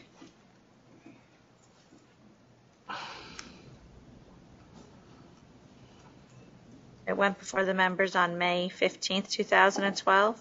Again, I wasn't. He would be a minority partner in this store, and He basically. wasn't a minority partner, he was the manager. No, then in this store he would be a minority partner. Right, but I'm asking of his prior activities and purchase from an authorized source, Again, and you're saying you've didn't- never discussed the matter with No. him. And they are basically just moving this store across the street with the same principle. How big is the existing store? This one's 630 square feet, but I would say it's approximately the same. I was in it, but I didn't same measure. size?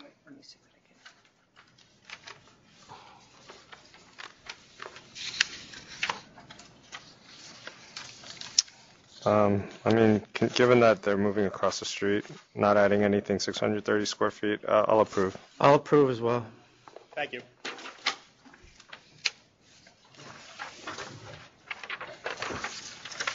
$15.23 NKR News.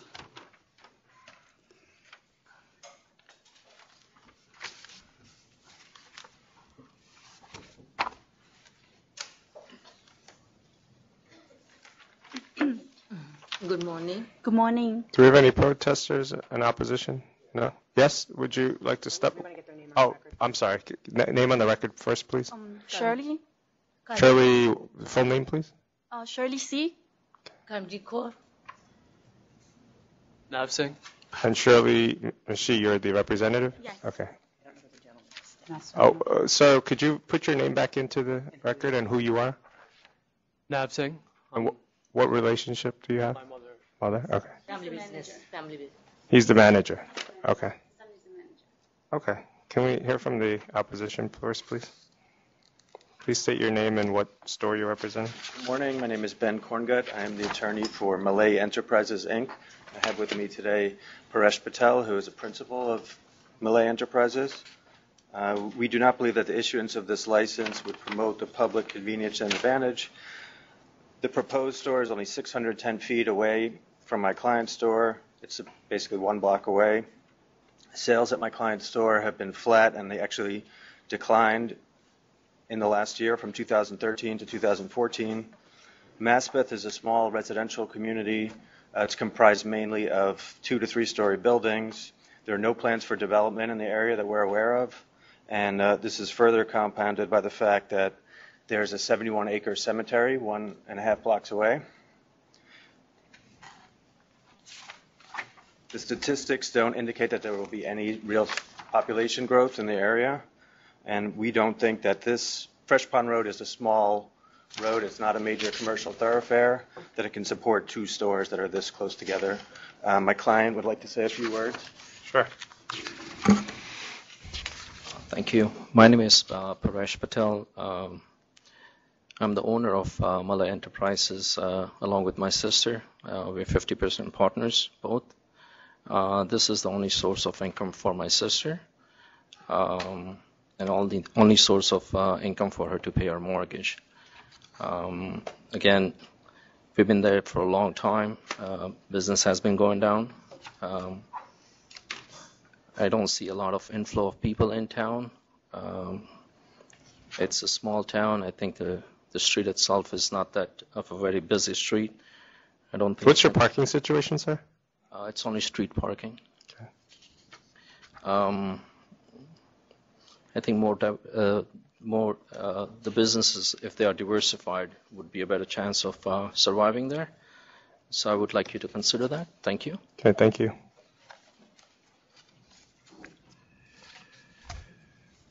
And who is Siwa Chima? Is father of Kara? That's your father. Okay, got it. Okay. Does he have a license? Is he a licensee in the state of New York? Liquor store license? Yes. No? Okay. Okay. Yes, they claim this store is about 610 feet away from them, but there's no liquor stores within the 610 feet from them, though. Or is it 0.1 miles? That's what we have. For For Malay Enterprises, we have 0.1 mile, 0.1 miles away. It's 60-71 Fresh Pond Road, whereas your applicant is 60-06 Fresh Pond Road, so it seems like it's on the same side of the street. Opposite side? Right, but it's 750 square feet, though. 750 square feet is not how you measure distance. 751 feet. Feet? Okay, well, right, but 0.1 miles approximately. So they're not very close to them then. Because Fresh Pond Road should be a very busy street, though. Because the population is about 36,000. And I think they have a bigger store, more selections. And I think we'll draw more business to the area because next door they just opened a new grocery store. So I think it will benefit the public convenience and give the public more advantage. And they are very close to a bus stop, so it's more convenience for the people to to buy liquor, take the bus, and go home. Your store's going to be twice the size as all the other stores in the area. It's about 1,900 square feet. How much of it is floor space? All of it? Most of it. The four closest stores, their sales over the last 4 years have all gone down or remained flat. What are you adding to the mix that they don't have? Well, it's going to be a family-run business with me, my father, and my brother. They couldn't. It sounds like the last one was a family-run business. I understand. I mean, we're going to leave it to your But what products are you adding? Any products that aren't available? Obviously, we have a little more space, so we can add more products. My brother, he's been working in a local liquor store for about a year and a half now. He's the expert behind the liquor and the wine, and we really want to cater to what the neighborhood wants, and which is a better wine selection. We also want to do, bartending classes for the neighborhood, wine tasting for the neighborhood. We want to make it a local business, and we want to grow within that neighborhood. We spoke to the grocery store that actually got renovated right next door, and they're glad to see us open up.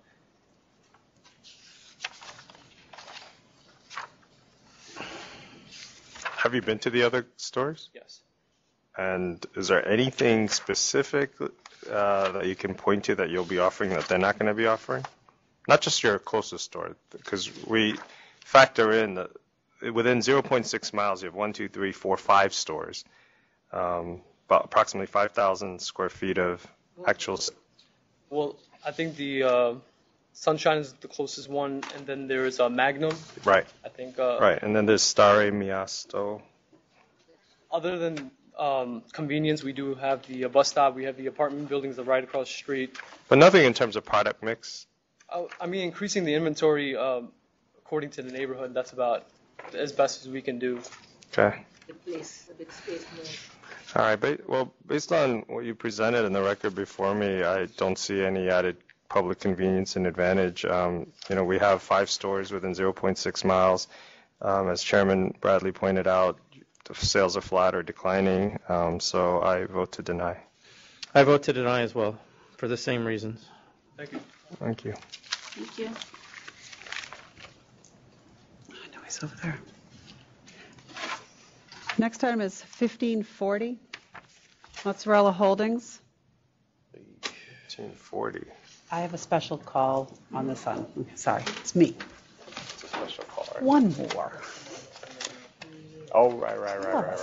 No, this one. Yes, I got it. I talked to her. Good morning. Good morning. Welcome, sir. Thank you. Could you state his name for the record? I submitted a... Name, please, for the record. We know who you are, but the world doesn't yet quite know. The world does. Thank you. My name is Frank Palillo. Okay. Well, Albert Maglia. Jonathan Solomon Zidette. And Zachary Weiner.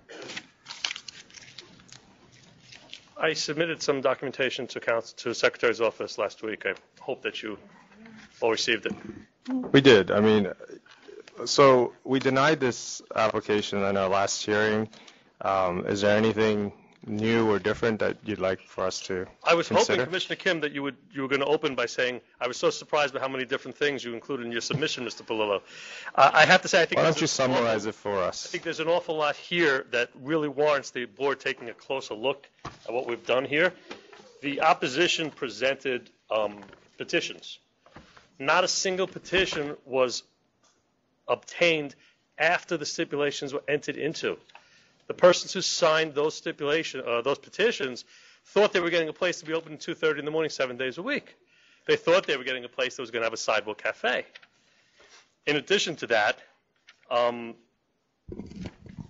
there was an issue, Commissioner Kim, I think you'll remember, where we talked about 77% of the building owners. It's not 77%, it's not even close. What the opposition did was look at renters versus owners and say, okay, if a renter is in favor of this, we'll get the owner to say he's against it. That's not accurate. There's one board that made a decision regarding this, and this board has welcomed this applicant, has basically said the hours that you're presenting are reasonable restaurant hours.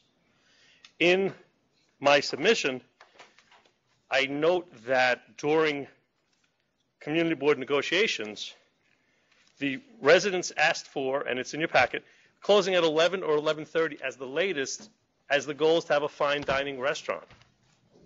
That's what we're proposing.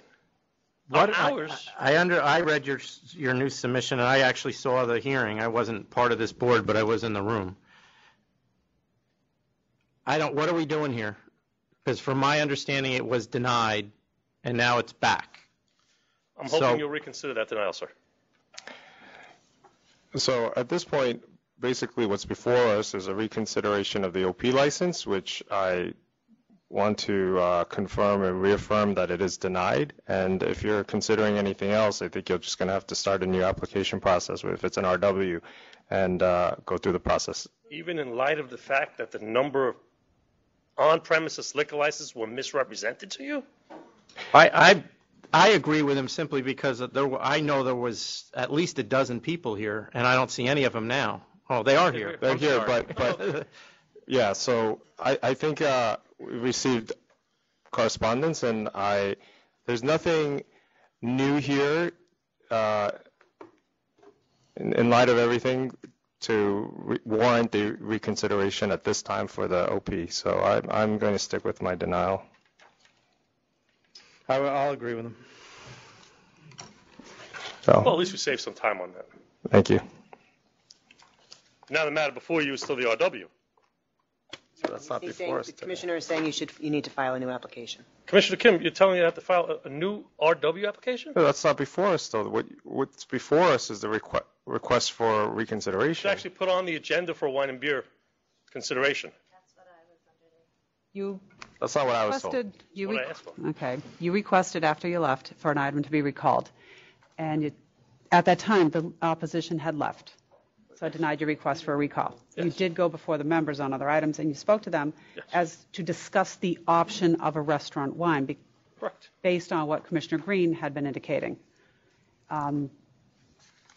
That's what the board, and that's what Commissioner Kim agreed to, coming back, is to discuss the option of. But now you started in here with a request for reconsideration on the OP. Failing the reconsideration of the OP, we have to consider the RW at this point. Commissioner Kim, I mean, that's what we were here for. But- We need to. To discuss the okay, yeah. It was to discuss the option since it was brought up I by think we Commissioner needed an Green. executive session for this. Yes. We're going to take an executive session. Thank you. And Mr. Fuller, I've read all your submissions over the years. This was your best. Thank you. Got me nowhere, but thank you.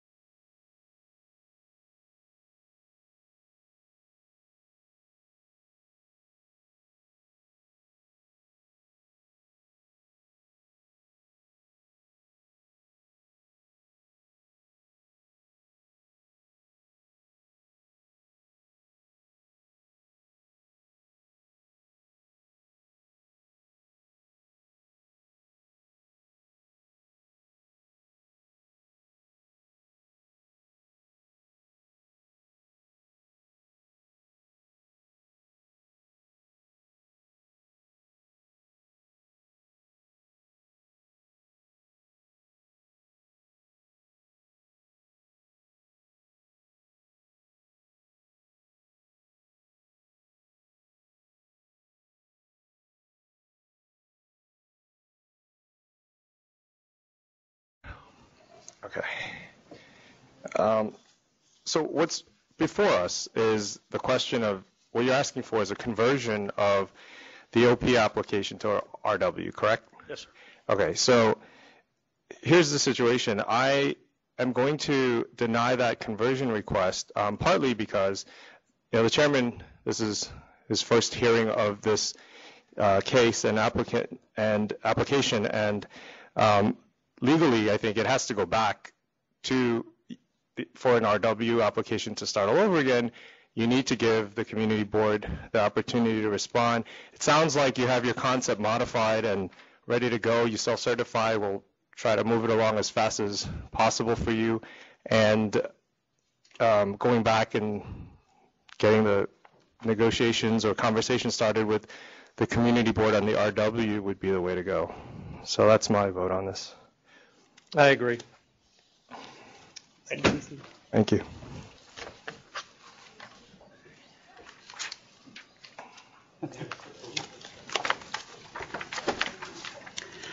Is that you, McKeebs? I don't know. Is it yours? Yes, it is. That one. Okay. 1484, 1491, and 1492. SB 722 Fulton. Good morning again. Francis Buscemi for the licensee. Mr. Buscemi, you want to wait 1 second? I think they're all leaving, so just give them a second to walk out. Thank you for coming down. I was just... Okay, I think you can go. I think it's just noise, so I wanted to give you undivided attention. Thank you. Thank you. All right, this is after hearing. I did put in my controversion. The first two charges in case 102444, charges 1 and 2 were sustained. Those are two sale to minors. I argue in my controversion the Cafe Concerto case and the Ridge case. Charges 3 and 4 were dismissed by the ALJ, and then charges 5, failure to supervise charge, was sustained in the first case. In the next two cases, there were two charges in each case. The 1066 disorderly premises charge was dismissed, but the failure to supervise case was sustained, and I don't see how the administrative law judge, I think the law is clear. I mean, if you don't have charge 1 sustained, that on March 29th of 2014, there was a disorderly premises, you can't sustain charge 2, that on or before March 29th, the licensee failed to supervise. And that's the same thing for the last case of 103934. So I just don't get how that can be sustained. Well, you and the judge also disagreed on the application of Cafe Concerto. You and the judge also disagreed on the application of Cafe Concerto. But again, we don't have, putting aside the sale to minors, and I disagree with the judge sustaining the two sale to minors, that's in the first case. I'm talking about now case 97562 and case 103934. In those two cases, there were two charges each, the same types of charges. First charge is disorderly premises. The second charge is failure to supervise. The judge dismissed in each of those two cases the disorderly premises charge. If you do that, you can't sustain the failure to supervise.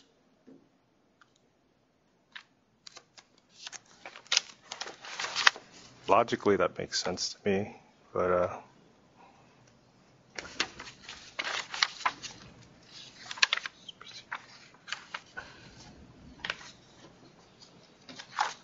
I'm not looking to argue our disagreements with Cafe Concerto and the sale to minors. I don't concede it. I don't think it was a correct finding, but the other two cases, which is what I'm asking you to really focus on, because I just don't see how that could be done.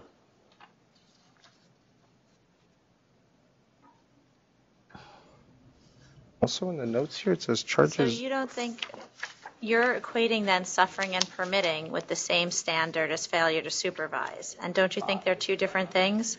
Isn't there a higher standard to actually suffer and permit something, so then otherwise just fail to supervise? The rule is based on the 1066. I think the courts have made it clear that if you don't sustain the first disorderly, and it's Yeah, the appellate division is. Counsel, I'm a little confused. Here we have charges 1, 2, and 5 in the first proceeding are sustained, and then in the next line we have charges 4 and 5 in the first proceeding are not sustained. So That's probably a typo. No, that's a typo. 3 and from 4 weren't Secretary's office. sustained.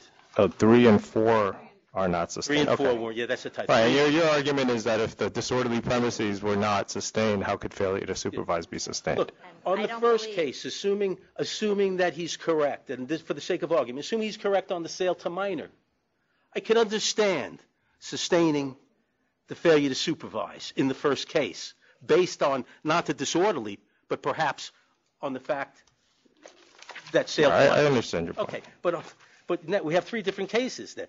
In the second and the third cases, there's no sale to minor charges. There's just a disorderly premises and then the failure to supervise. And I think that you're equating the standard of suffering and permitting with the same standard for failing to supervise. And I think they're 2 separate standards and 2 separate charges.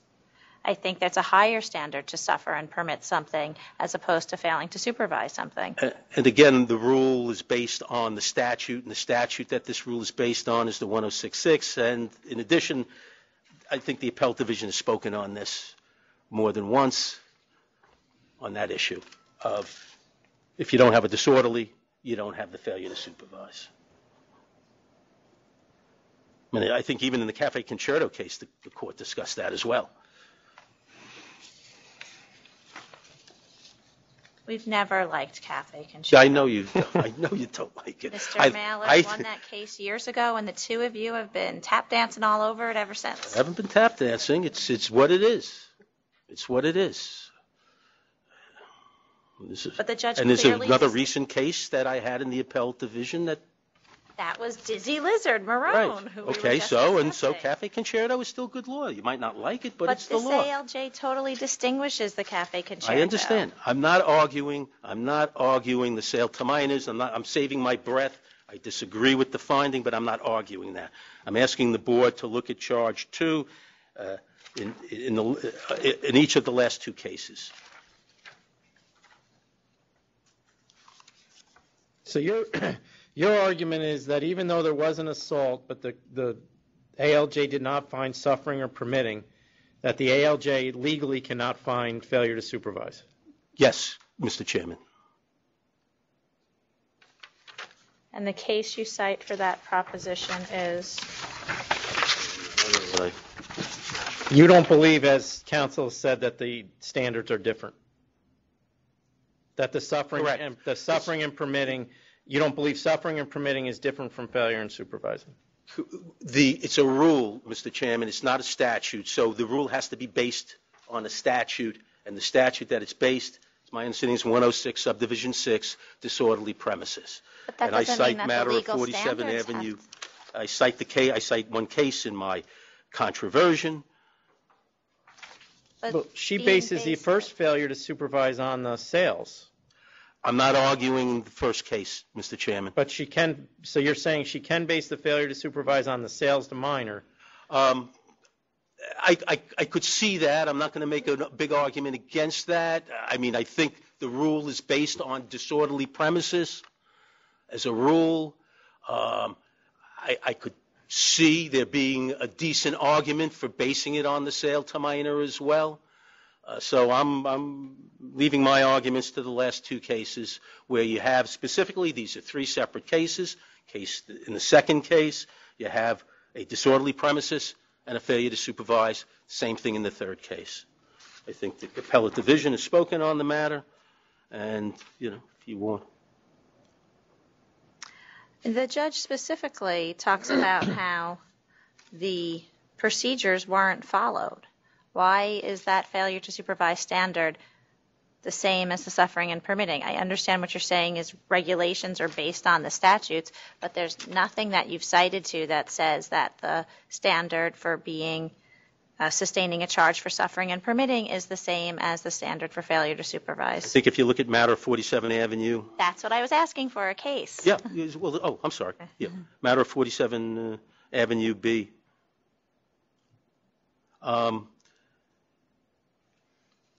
And he's talking, I believe he's going back and talking about the sale to minors in the first case. He's not talking about a disorderly. So, we have 3 separate cases here. And if in fact that's what he's doing, what counsel has indicated, if he's going back to case 1 and saying, well, we had some sale to minors here in the first case, so I'm going to sustain a failure to supervise in case 2 and 3, it's not plausible.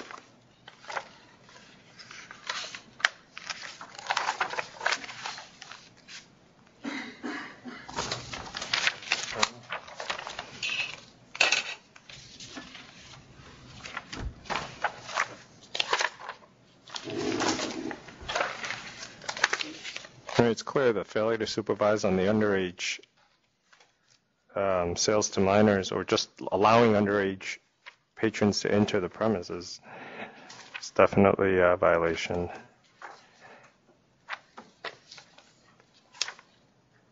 It's a matter of... Can we just go out? We're going to go outside Yeah, for I think 2 minutes executive session. Sure.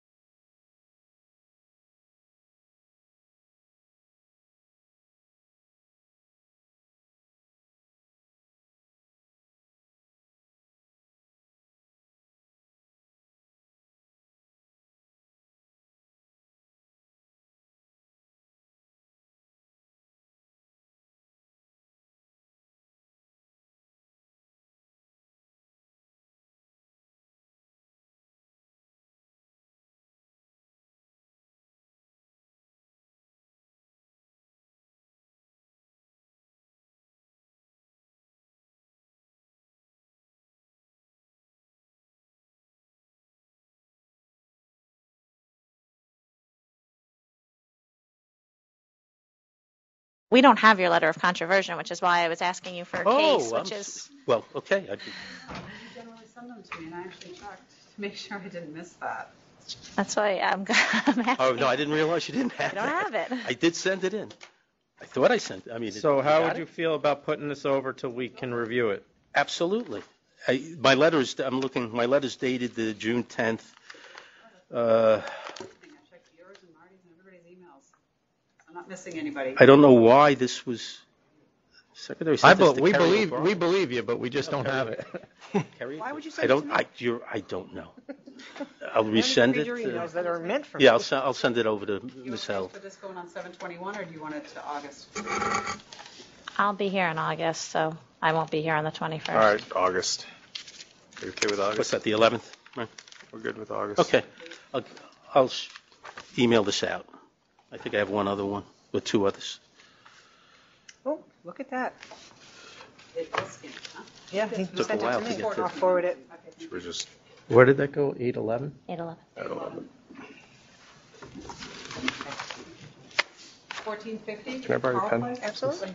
Yes, yeah. This is a conditional no contest plea offering $3,000 civil penalty. I approve. All right, I approve. 1434, PJ Wine. Mr. Buscemi, is this the PJs that's uptown that acts in a similar manner to your other client, Henry Street? That's what? That acts in a similar manner to your other client? I don't know. This is Henry not Street? my client. This was Mr. Mailer, and I'm just sitting in for him. 3,000. 3,000. Okay, have a good day. Sure. 1464, Pellegrino and Iannarelli. Got that one right.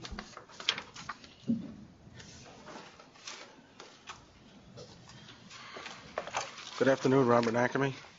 Good afternoon. Thomas Pellegrino.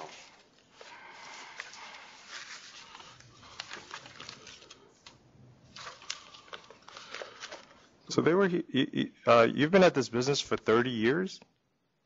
About. The license was issued 2014. Was there a change in the license?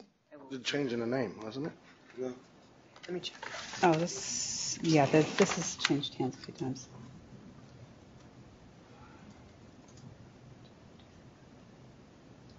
At that same address? That's all. 2002.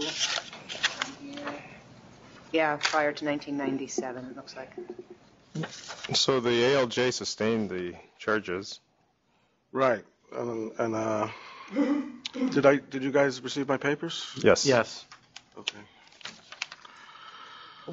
Well, according to certain cases, it seems that it wasn't continuous That's not right. Yeah. and expected. First, the fight. As soon as she saw there was a problem, the bartender immediately told him to get out and close the bar. Right. And then when she noticed there was a problem outside, before she could call the police, there was a policeman or state trooper across the road already pulling someone over, came over, and he never gave anybody any tickets, never arrested anybody, and the alleged claimant never complained to those troopers at that time. And the claimant was never served alcohol in the bar. So you disagree that there was a failure to supervise here? Yes, I do. With Under the the one circumstance. employee while all the defendants were taking the complainant outside? Well, they were taking him outside because she said, please leave the bar. They weren't taking him outside to beat him up. But these weren't employees of the bar that were taking him outside. Your employees stood there while one man was taken outside by a bunch of other men and assaulted. And he was assaulted in the bar as well, correct? Yeah. Yes. Originally he was punched there. He had insulted one of the patrons. Yeah. And she didn't call the police at that point? She told him to leave. Before Is that before she could- providing the bartender- supervision, though? Is watching a bunch of other patrons physically remove somebody from the bar, is that providing supervision? Yeah, because she had asked him to leave, and he wouldn't leave. So you stand there and you watch a bunch of other people who are not under your control physically remove somebody from the location, and that's okay with you? Well, it's not okay. I don't think they physically removed him. I think they that's the walked him to charge. the. I think they walked him to the door. And if you look at So your security system then is relying on the patrons of your establishment. no, there hadn't been an incident in over, I don't know, 20 years, 25 years, and she had asked him to leave, and before she could call the police, they were already there. It says the bartender witnessed the assault in the pub and saw patrons take the complainant outside. Right, and before she could call the police, they were there. But she never called the police. She didn't have a chance because they were outside already. But she did nothing. She was the only person responsible for the location. It's a very small She did bar. nothing to intervene, so it took her, 10 Okay. feet to intervene and try and gain some control yeah. of the situation.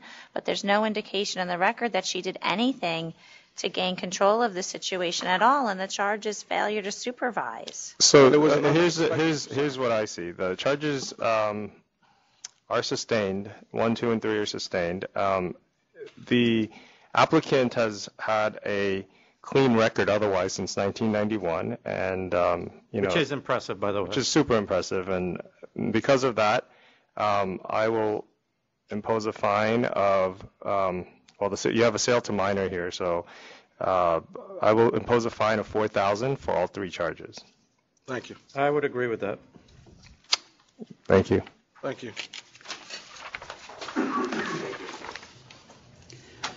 1520 Dominican Meat Market.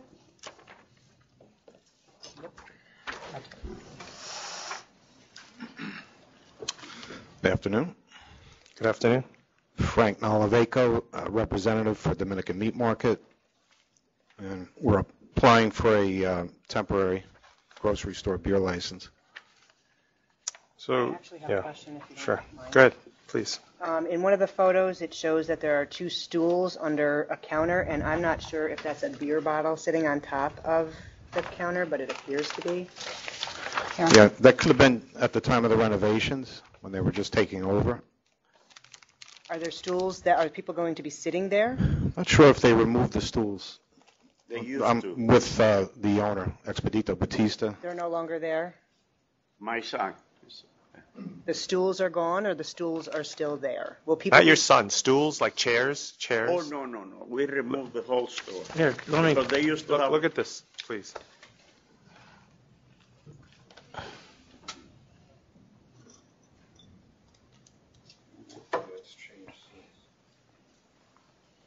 Meat counter now. So the stools are gone, is what her question is. Good. I don't need to see that. But we used to be maybe before. I just want to make sure that there's not going to be any consumption on premise because it's a grocery store. Okay.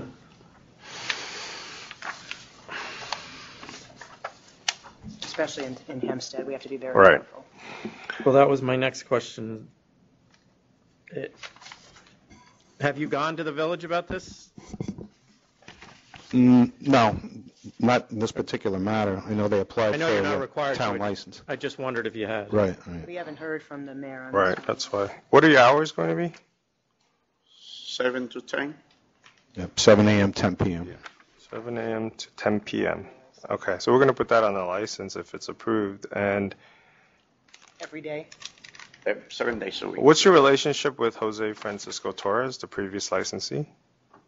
He was the only thing I know. He was the old owner. We get the place from him. You bought it from him? We bought it. Correct. He was the seller. So you know there's been an issue of sales to minors there, but he probably hasn't told you, but very recently in 2013 and 14. So, once a location starts selling to minors, sometimes other minors will hear about that and end up going over there, and we ask you to be vigilant if it's approved. Yeah, we have the SLA report on the old infractions. All right. You've got a good licensing history, so I approve. I approve as well. With the hours that were stated, 7 a.m. to 10 p.m. Correct. Thanks. Good luck. Thank you very much. Oh, that'll be, yeah. You want to change that. 1436, Faye's Downstairs Tavern.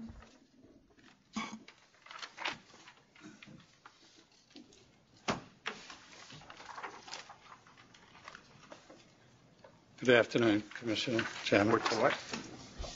Kevin B. McGrath, 666 Fifth Avenue, for Faye's Downstairs Tavern. Mr. Chairman, I'm just here to ask to respectfully open the default. There was a default on the pleadings here. What happened was this gentleman received a summons on March 13th for 2 charges. He gave it to his criminal attorney. His criminal attorney had it dismissed in criminal court, said everything was all right. And until he got another notice and retained me, and I asked him for this history, did he realize that, or did I realize that he didn't answer the pleadings? I called Amy Chaplin, and she said it was already on the calendar, so I had to come up. I asked her to put it back on. I'd vote to reopen it. Okay. Reopen. Thank you very much. Do I need to save that, Jack? No, right? No. No, that's a tough word to say, but not to say. 1524, 234 Liquors.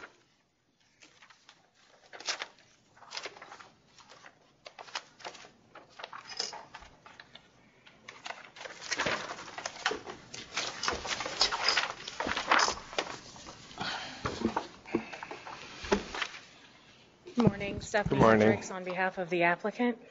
Okay, can you just put your name into the record? And I think you have opposition, right? So could your applicants just put their name on the record, and then we'll hear from the opposition, and then hear from your applicant. Juan Correa. Closer, please. Juan Correa. Okay. Madeline Correa, I'm his daughter. Okay, thank you. So, sir, put your name on the record, please, and where you're from. Damian Grafe. I'm the managing partner of Bibber & Bell at 418 Union Avenue. Bibber and Bell. Okay. You're about 0.6 miles away? Correct. Okay. Yeah, so we've had our license for just over 2 years, and our sales are relatively flat, and they have a relatively large store that they're opening compared to ours. There's also a number of wine stores in the area, and I just don't see how they're serving a public convenience. beyond saturation.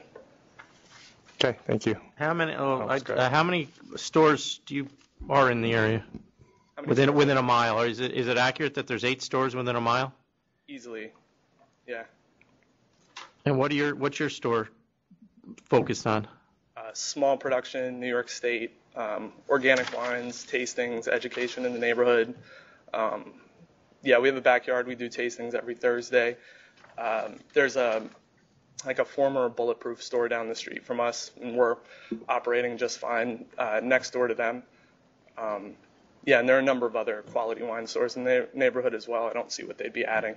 How many of these stores are Bulletproof? Do you know?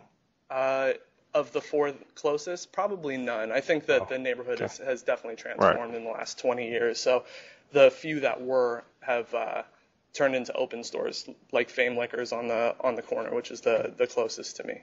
But they still sell, lottery tickets and things like that, which we don't. Okay, thank you. Thank you. So as you just heard, there are 8 stores within 0.9 miles, within a mile, and they're all actually similar. No, they're actually smaller. Most of them are smaller than the size that you're proposing. So how will your store promote public convenience and advantage? I keep wanting to call you, Your Honor, Commissioner. You can call us. Commissioner, well, first, the opponent, I think, stated it perfectly, which is that they are a very niche and specialty kind of store. Their whole thing, it sounds like, is they're a wine store. They're about education, tastings, things like that. To me, well, it's not necessarily for me to say, but it sounds like to the extent that their sales are flat, it's about their method of operation and sort of the way that they're going about doing their business, as opposed to anything that the applicant is going to do to cut into that. The applicant is proposing a regular run-of-the-mill liquor store with not just liquor, but also a mixture of liquor and wine. Doing wine and doing a niche kind of wine tasting and education, that's not the business that that the applicant is in. And also, I would point out that the 4 closest stores are actually across 278 and across a major roadway. So from where the applicant is located, it's actually not convenient for people in that area to get to one of the 4 closest stores. All 4 of the closest stores you're saying are on the other side of the BQE? Yes, Commissioner. So in the closest store on your side of the BQE is which one? The Bibber and Bell? Well, they're not even on my client's side of the BQE. They're on the opposite side as well. Okay, so who is the closest to you? Do you know? The closest on your side. Based on my research using the Liquor Authority's database and on my own travel through the area, there really isn't anything close to my client. There really isn't anything in that area to serve the population in the immediate area. But there, the BQE Did you isn't want to add to like that? impassable. People walk underneath the BQE there all the time. Right. It is passable, that's correct. Right. It's not. A block and a half up, there's a bottle shop on Bedford Avenue, and then there's Neiman's Wine Cellar, which is about a block and a half. Sir, you need to step closer so it's. So I didn't see the list of the 4 closest. I know that I was notified because I was one of the 4 closest, but on that side of the BQE, there's Bottle Shop on Bedford, there's Nini's Wine Cellar, which is just around the corner, and then a little further down the road on Bedford, there's Uva. They're all on the same side or the other side? All on the same side. The ones that I just listed are all. Well, those are those are the 4 closest stores that the ones he just listed are the 4 closest stores. You're telling us they're on one side of the BQE. He's telling us they're on the other. I am on the other side of the BQE. I know. Personally, but these other stores. Right, because Bedford Avenue is 2 blocks away. Well, it's perpendicular to Grand Street on your side of BQE. Yes. And 301 Bedford Avenue is Bottle Shop's address. So that's on your side of the BQE. Well, you can step up to the mic, please.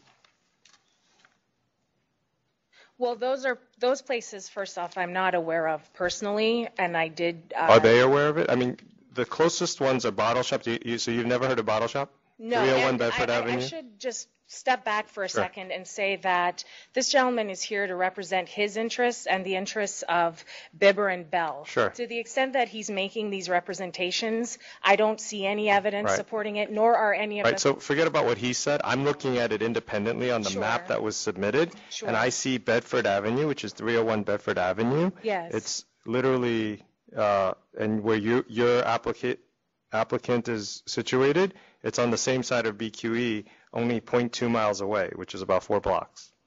And there's another Ninnis Wine Cellar, 132 Havemeyer Street. And Havemeyer is also on your side of the BQE, and it's also 0.2 miles away.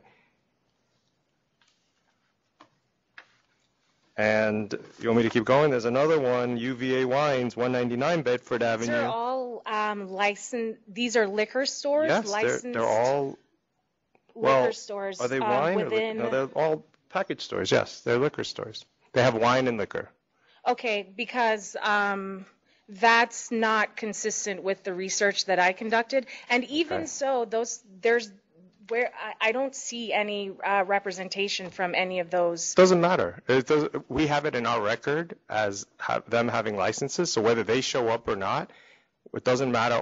We don't only factor in people who appear before us. We take all the information in totality, and what's in our database clearly states that you have 3 stores within 0.3 miles of you that are on your side of the street. Now, the one thing in your favor possibly is that I do see increasing sales for 2 of the stores. One of the stores is kind of flat, and then the others you see decreasing, increasing, flat, kind of a variety of mix. But, you know, the fact that there's 3 other stores on your side of the street so close, and there's one that's 1,600 square feet, one that's 650, and one 820, I don't see any additional. That information was not in your system at the time that I... Ma'am, it's in the application. He's reading off the application. Off of which We application? I'm send, sorry. on our GIS system. I'm sorry, the memo. list the closest liquor stores. Yes, and actually the ones that I submitted are consistent with what was in your system. And on top of that, I also checked in the area myself physically. They're all there. They're all active licenses. The proximity report that's in your system. That's used as a guide. We use Right. that, but it is, your due diligence has to be done Right. by going out, and they're all right there. Yeah. And you can always request the information from us throughout the process. But just for your information, there are 3 liquor stores within 0.3 miles on the same side of the BQE. Okay. Well, I guess my response to that would be that, and I understand that you take the information in the aggregate. We don't have any information about the sales of those stores. There's no one here representing any of those. I'll show you the sales. There's no You one can here. get that information from us, too. So you can get the sales information of those. And I did actually look up the information, so this is coming to me as a surprise because this was not in the report that was available to me in the Liquor Authority system. So, okay, so accepting that fact, now that you know that there are 3 stores within 0.3 miles on the same side of the BQE, 2 of them whose sales have increased consistently, one whose sales are flat. You're telling me you stood here and said that your applicant is going to do run-of-the-mill liquor store. There's Yes. going to be nothing different or unique. And so I guess That was in comparison compared to Bibber and Bell. Right, because theirs is very specialized. I would also add that the area is very saturated in population. Right. It has recently experienced an explosion in population. So do you have And those population figures you I can do not provide have us? those population figures, but Okay, but it is, there's a movie theater diagonally from the location. There is, not only is it located I in mean, an a new apartment. movie theater or movie theater just period? The existence of a movie theater is not evidence that there's an explosion in population. Right, no, but what I'm saying is that there is a lot of residential population in the immediate area. Sure. So what you've got is a lot of apartments on top of first floor commercial, a lot of restaurants in the area. So it is a very social area. It's an area for which, although I do not have the population numbers, I would speculate that the population All right, can well, support but it. speculating population numbers isn't going to be helpful here. I'm sympathetic if you couldn't find this on our system, but looking at it, knowing that there's 3 that are very close, another 5 that are within 0.8 miles, 0.9 miles from your site, and without offering anything different, and you said yourself run-of-the-mill, I don't see how this will add public convenience and advantage, so Well, I I would say that the applicant has made substantial investment in this. They own the building to which they have tenants in the building. It's not as big as was represented. It's 900 square feet, which is not Well, that's not really the problem here. The problem is the number of liquor stores in this area, and it's at saturation, if not beyond it already. I would say And that before you. I don't see how you're ever going to get the public convenience and advantage. So, Well, before you make a decision, can we at least reach out to other owners of businesses in the area and find out what their actual thought about it is? Well, just to be fair, was it not in the system? You mean owners of liquor stores? We don't even use that solely. We use Google, we do everything. It is used as a guide, and if they're not mapped correctly according to Google or whatnot, they might not show up. So we can get it, but it's never to be used as an end-all. And it clearly states that on our site, I hope. It's used as a guide, yes. Disclaimer? Yes, Okay. there's absolutely a disclaimer on that. Okay. I mean, I don't think the opinion of the other businesses in the area are going to make me change my mind. You're not talking about going to the other liquor stores. You're talking about going to other retailers in the area? Well, I was talking about going to the other liquor stores and seeing what they're And up you to. think they're going to tell you to come open your well, store? I mean, If you want to do that, I'll adjourn it for that. I'd be interested to hear what. But they I have mean, to say. you were here earlier. Were you here when the liquor store next to Costco? Were you here for that? Okay. And you heard what I had said. Even though the liquor store, 11,000 square feet across the parking lot, said they weren't opposing it, I still opposed it because while that may be a consideration as well, the fact that's not the only thing. So even if you went to the other stores and they all said okay, the fact of the matter is there are 3 other stores 0.2 miles away from one 0.3 miles, 0.2 miles away on the same side of the BQE, and you're not offering anything different. So for me, my vote wouldn't change. well, I would ask that I be given the opportunity to follow up and to investigate that independently. Sure. I have no problem with that. Okay, we'll give you that adjournment. Okay, great. Adjourning to? How long are you? How long would you like? August 30 11th? days. Okay. August 11th. August 11th, okay? That's our second. August 11th. Do we need him back here? You don't need to come back. you're on the record already. We have the information. If you want to submit anything in writing, you can, but we have your... And you're welcome back if you want I to. might come back with the other liquor store owners as well. It's up to you. If they're going to oppose, can we get it in writing pre-meeting? I mean, that may be the result here, ma'am. I hope you understand that is that you may end up with 5 or 6 letters now. Okay. Right. And just to clarify, is it only the 4 closest that count? Because there are No. a number of Anybody liquor who stores wants in to the neighborhood. protest or show up or support, however they want to do it. 1541 La Cabana Restaurant? In the system.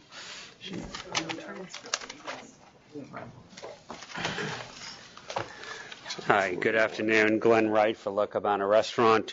With me is the licensee's son, son-in-law, and granddaughter. Am I correct? I submitted a memorandum in controversion. I don't want to go through that, all the arguments in that. I just do want to touch on some what I think are pretty salient points. The overarching theme of my memorandum is that on 3 out of the 6 counts, the authority relied solely on police reports. There was absolutely no testimony of police officers or eyewitnesses.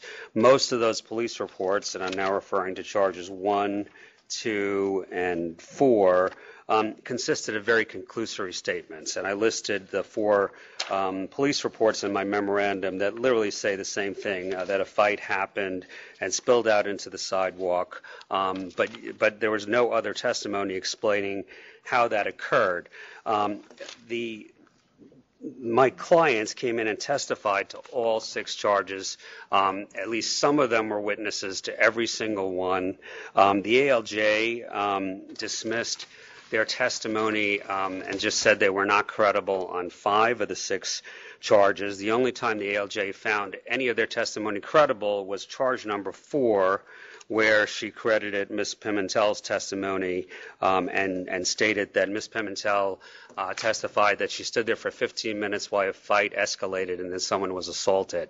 I would say that that's a misrepresentation. I attached the entire transcript of this proceeding as an exhibit. Ms. Pimentel testified that there was some tension between a woman in line and a man in line at a takeout counter. They exchanged some glances, that the woman called her boyfriend. The boyfriend entered the premises and assaulted the man within about a minute of entering the premises. Didn't order anything, didn't drink anything, and walked out. I would say that she has not characterized Ms. Pimentel's testimony correctly. The overrushing on every single charge, I can say there were no summonses issued. The explanations as to why the ALJ did not find any other the testimony clear is not elaborated. She just doesn't give any details, except in one of the charges where a woman was assaulted by her boyfriend. There is no testimony that they had ever entered the establishment by anybody, including the police reports. She was assaulted by her boyfriend where he pulled the earring off. In that charge, my client testified to that exact fact, that these people never entered. They were outside. One of the friends went into a takeout counter, and it was, a private argument. She somehow explained that my client, Eddie Rodriguez's testimony was not credible, something about a woman being assaulted inside a police car. I couldn't make out the reasoning, but the bottom line is that she dismissed all of their testimony, even though most of it was unrefuted. As I said, on at least 3 of the charges, it was completely unrefuted. On another charge number... well, she questioned their credibility. Isn't that fair to say?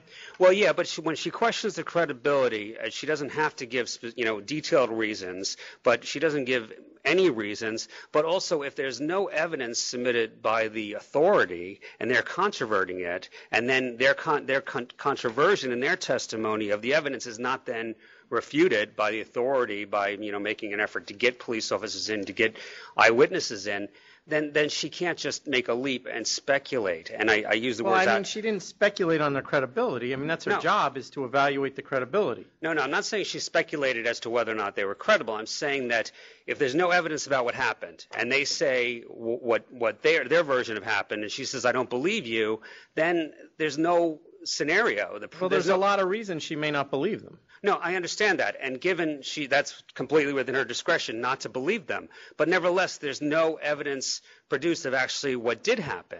If the authority has not introduced any evidence of what did happen, and they testify to something else, and she goes, you know what, I didn't believe you, then I don't see a scenario. The police... saying it's no evidence. Police reports are not no evidence. No, it's evidence. I There's understand no testimony, is what you're saying. Well, testimony, police reports are hearsay evidence. They're admissible. But what my point was is that many of them just had conclusory statements. They didn't talk specifically. They didn't even say these things happened inside. They didn't say what they did wrong. If you read the police reports, basically things happened outside, and they don't really establish what my clients did or didn't do. One police officer came in and specifically said that Officer Bustamante on count number 5, he testified he doesn't know what they could have done to prevent this. The police officer's testimony established that. So yes, I understand police reports are evidence, but I'm saying they didn't make out the charge. Well,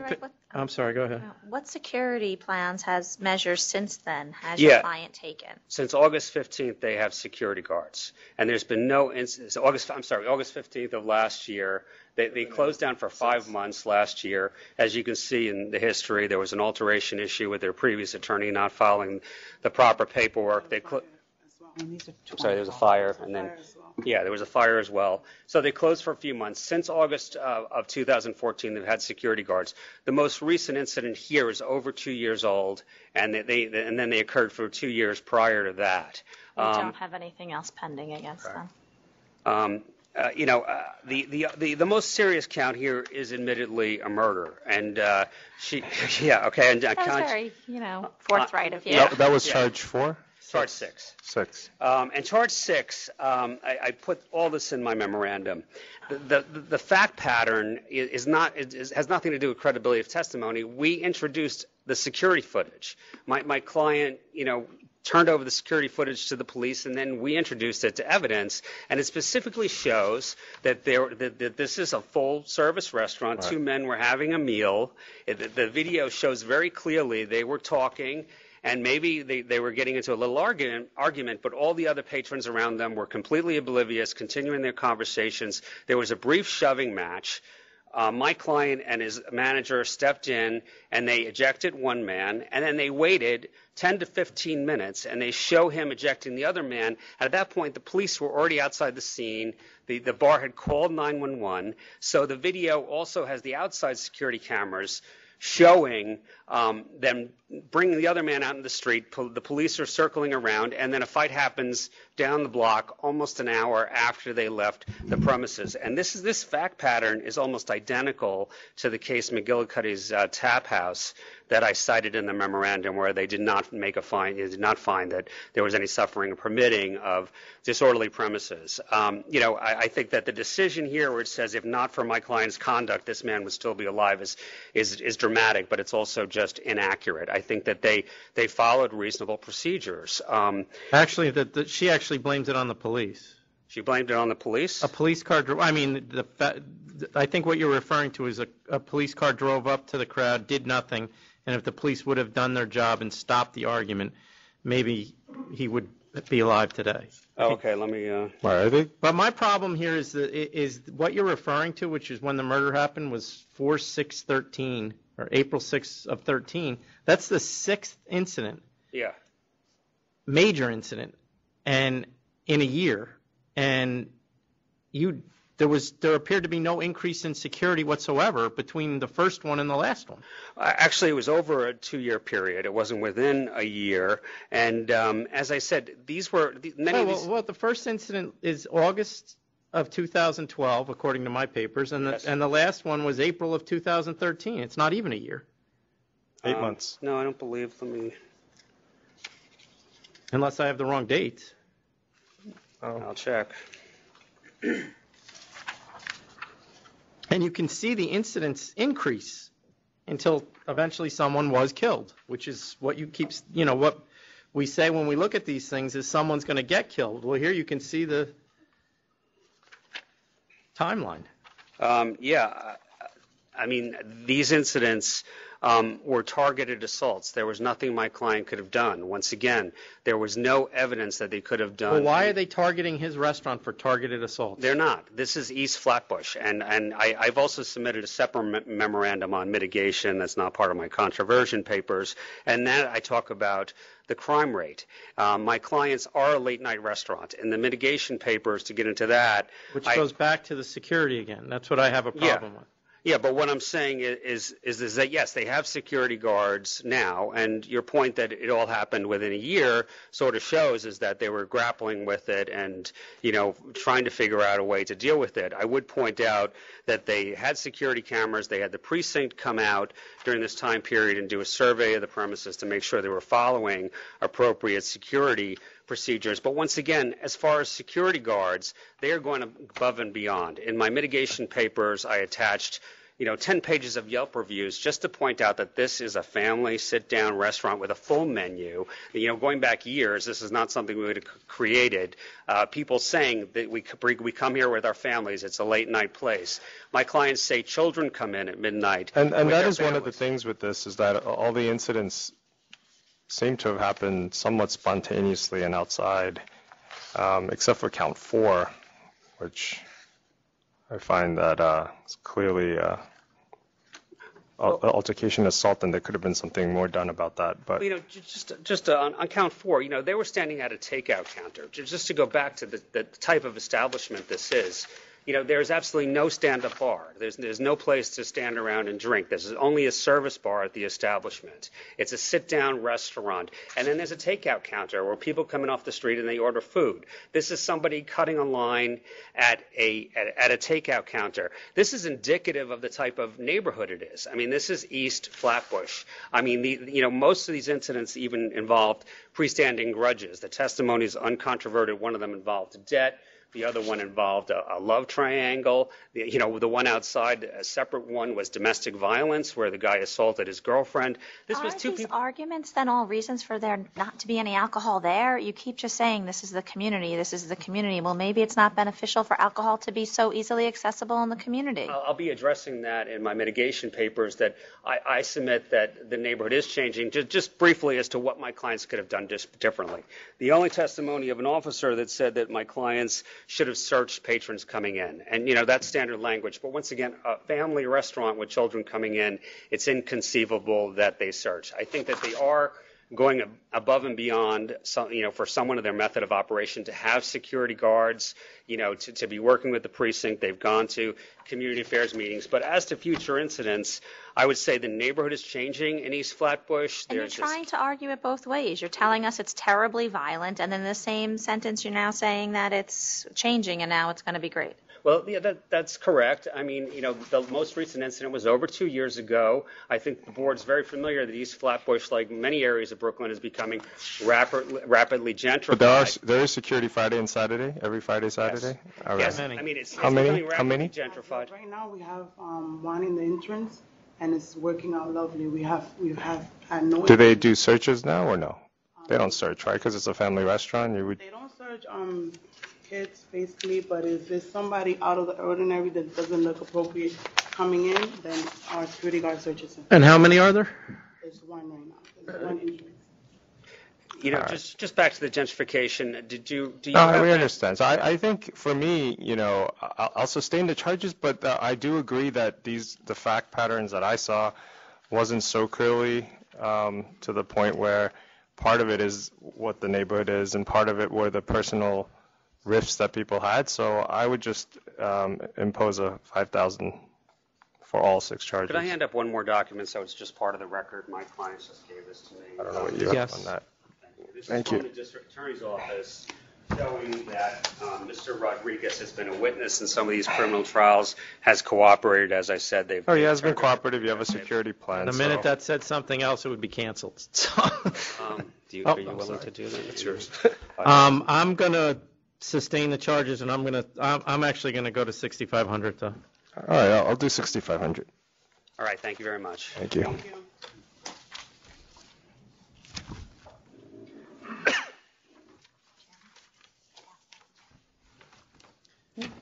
Oh, yeah. Sure. The same one? All right, good. 1552 El Manatal Restaurant and Bar. I'm sorry if I'm messing the name up. Sorry, what do you got? I'm not sure. You have my papers. This was carried over for the applicant to appear.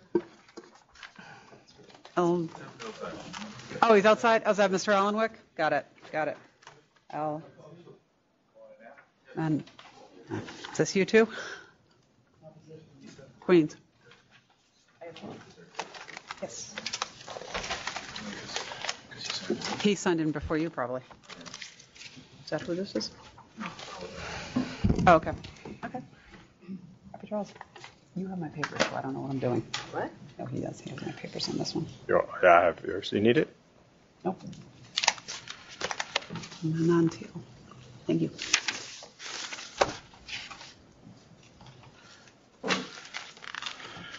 Good afternoon, Timothy Allenwick for the applicants. I did not file this application, and I've obtained the file from the prior attorney.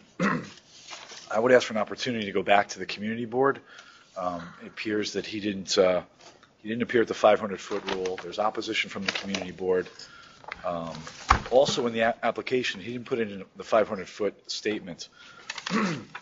So I'd like an opportunity to go back to the community board. It looks like there were some stipulations Mr. Almond, this has been pending since April. Yeah, he's This has been adjourned it a lot. adjourned It's and been pending adjourned. since December of 2014. But the first calendar was April. Right. So it's, When did you get on this? 3 weeks ago. So why didn't he appear at all those other meetings? We kept putting this over and over. He kept asking. He said, We denied and they request for reconsideration. We've asked him to appear, right, on Yeah. multiple occasions. 1, 2, 3, 4. for today, I think it was a mix-up on the date. Okay, so 4 there was a before lot that. of 1, letters that 2, went out 3. trying to clarify that. I think I've To sent the over premises? 300 letters trying to clarify when the rescheduling everything. So again, this has been around. I didn't ask for any of these. I know. No, I didn't yeah, ask for any of that. walk I would in. ask for one opportunity. I didn't ask for any of these adjournments. I got the file, maybe about 3 weeks I ago. have my But notes on why the adjournments were granted, so. You can take it. Yeah. And then it said there was. I also think the community board isn't meeting No more until, entertained? Well, they're here, actually. It's not position. Yeah, this was marked final. That was at the last. You want to just put your name in for the record while you're here? And Yeah. Edmund Rosenbaum, Community Board, 3 Queens. Do you want to shed some light on this? Whatever you decide This on would be more in line. Yeah. It's a 500 foot case. Do you want to hear the community's name? yeah. There was a couple of them that on his way here. Do you want to go on the record? Do- Yeah. Yeah, you're here. We should let you get on the record. It's a 500-foot hearing case. Right, from what I heard, he adjourned because of some kind of accident he had since April, but we haven't heard anything in terms of the community That was board. May. This location specifically, we're in a zone of 103rd and 104th Street, even from 102nd, like the case from before, where there is such a saturation of on-premise licenses, full liquor licenses. And the previous operation, I think, was canceled. There was actually a murder there. And bringing a license back over there is just not safe. Trying to see what else we have. Also, they had in our disapproval letter, they were planning to have 71 occupants on the first floor and then add a 68 occupancy on the basement level. So that'd be even larger than what was previously there, and we would think that that would bring bigger problems along with the saturation in the area. Yeah, okay, thank you, sir. So, we've adjourned this multiple times, and I think in the last one we said this would be the last. This is the final. Yeah, so, and we, for consistency's sake from our side too, and credibility, we'll deny it, and you can always request for reconsideration. But if you do that, Tim, Once you receive the written. do a 500-foot public interest statement. Right. Because there isn't anything there. No, there's other things I would amend, I believe, so. Well, you can, if you want to do that, while you're going to request reconsideration, you can amend the whole application because you're not going to reconsider. So then what, just deny it, and then, Then I'm saying, do you want to withdraw and submit a whole new application? You can self-certify it. I'm not authorized to do that right now, so. okay, So we are disapproving. yes. Chairman? Yes. Thank you. So Jackie, I don't need these now. You don't need it. No, nope. Less you keep the better. Kind of like throwing that stuff out, don't you? 1519, YTS Corp.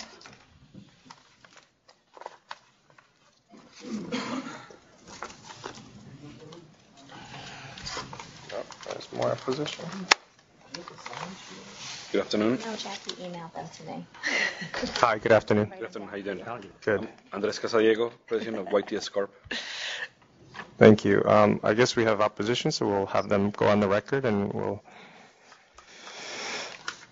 Yeah, one of my questions is why is community board?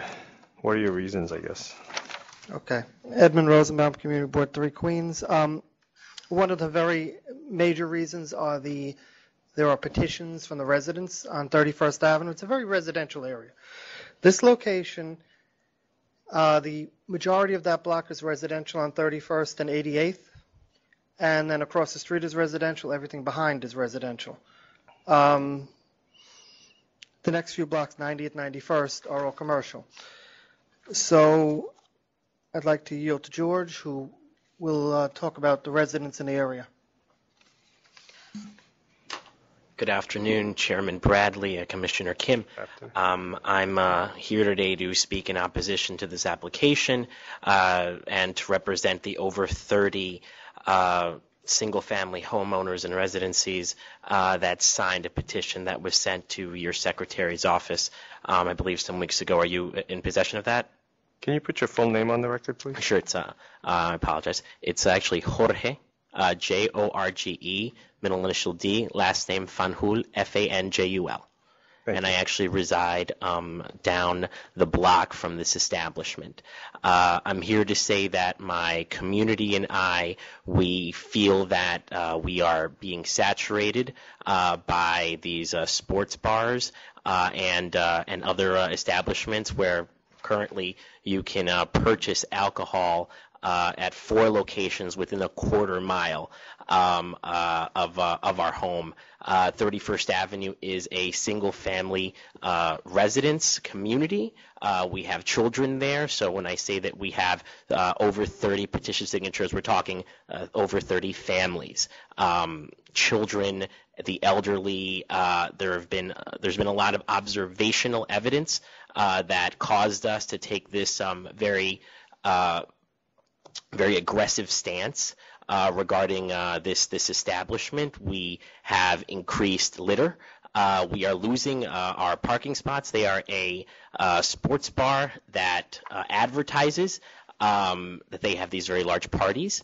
Yes, please. Can I ask you a question about the other places in the neighborhood? This location intends to sell bottles of champagne for $600, $700 a bottle, and bottles of wine that would normally be about $20 in the liquor store at about $120. Is that what the other places are selling?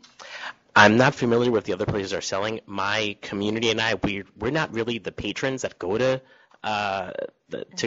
these restaurants. So nobody's looking to go buy a $600 bottle of champagne? None of us are. Not a 500-foot case. But is it, I mean, you're characterizing it as a sports bar. That doesn't sound like the sports bars I've been in. That is what they, And she's not exaggerating. You know, they have numerous bottles of alcohol in here for over $150. And the menu only has, I know this isn't your application, but it's this very expensive bottle service, and then the soup is chicken noodle soup and pretzels.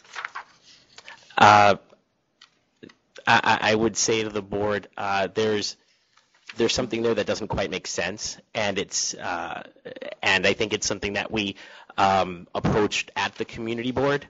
It just doesn't. It seems like it's being misrepresented. I can tell you that in that community, what we do see more of, and again, it's back to our resident observational evidence. We see bottles of beer is what we see. We see constantly there. So let me ask you a question, sir. So the El Carial bar that's existing there now? Correct. What kind of a bar is that then? Do they have very high-end? Because the applicant was the head bartender there, I believe, and so I assume he's either going to continue the same business model or if it's something different. But I'm curious as to what it is now. Do you know, as a resident? Commissioner Kim, right now it's currently not open. Before when it was before, I would characterize it as a sports bar. The residents would characterize it as a sports bar. I believe Community Board 3 would also characterize it as a sports bar. They would have very large events. At one point, they even had valet parking that then caused some of their cars to be parked on our easements. So you've never been inside and you never saw its menu?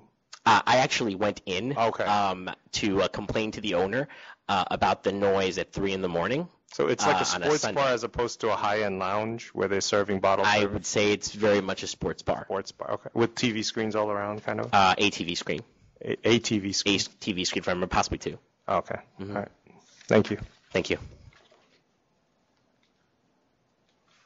How big is this menu? It doesn't say.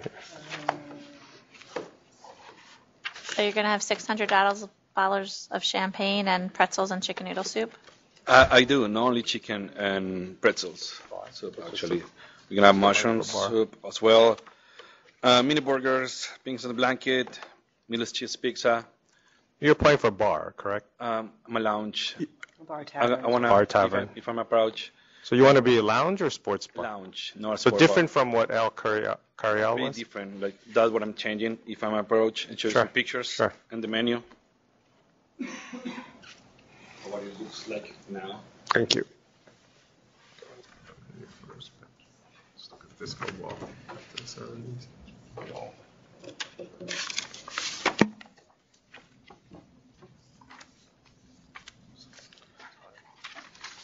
You can continue. Also, I may have some letters from my two closest neighbors, which is right, my left, right, and my right.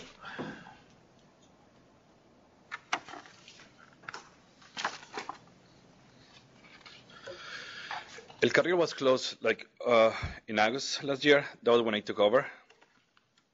My intention was completely change everything. I worked there 3 days a week. And then I saw the opportunity, even I talked to the landlord, and he told me that if I make a change, he will give me the first option to me. And that's what I've been doing. That's what I'm doing. I've been working with all my life savings. I worked in the city for so many years. I'm in hospitality business for over 10 years. And what I want to do is change completely everything what's in there. It's not a sport bar. It's a lounge. It's completely different. I never seen a sport bar with $600 bottles of wine or champagne. Okay, so you're going to do a lounge now. What are your hours going to be? Maybe 8 to 4. 8 to 4 a.m.? 8 p.m. to 4 a.m. 8 p.m. to 4 a.m.? Yes, sir. How do you address the community's concern that there are other kind of bars and lounges that cater to the community already, and that one more wouldn't really? Well, I've been looking to all the places for a while. We've been closed we never opened yet, so it's still closed. We haven't operated.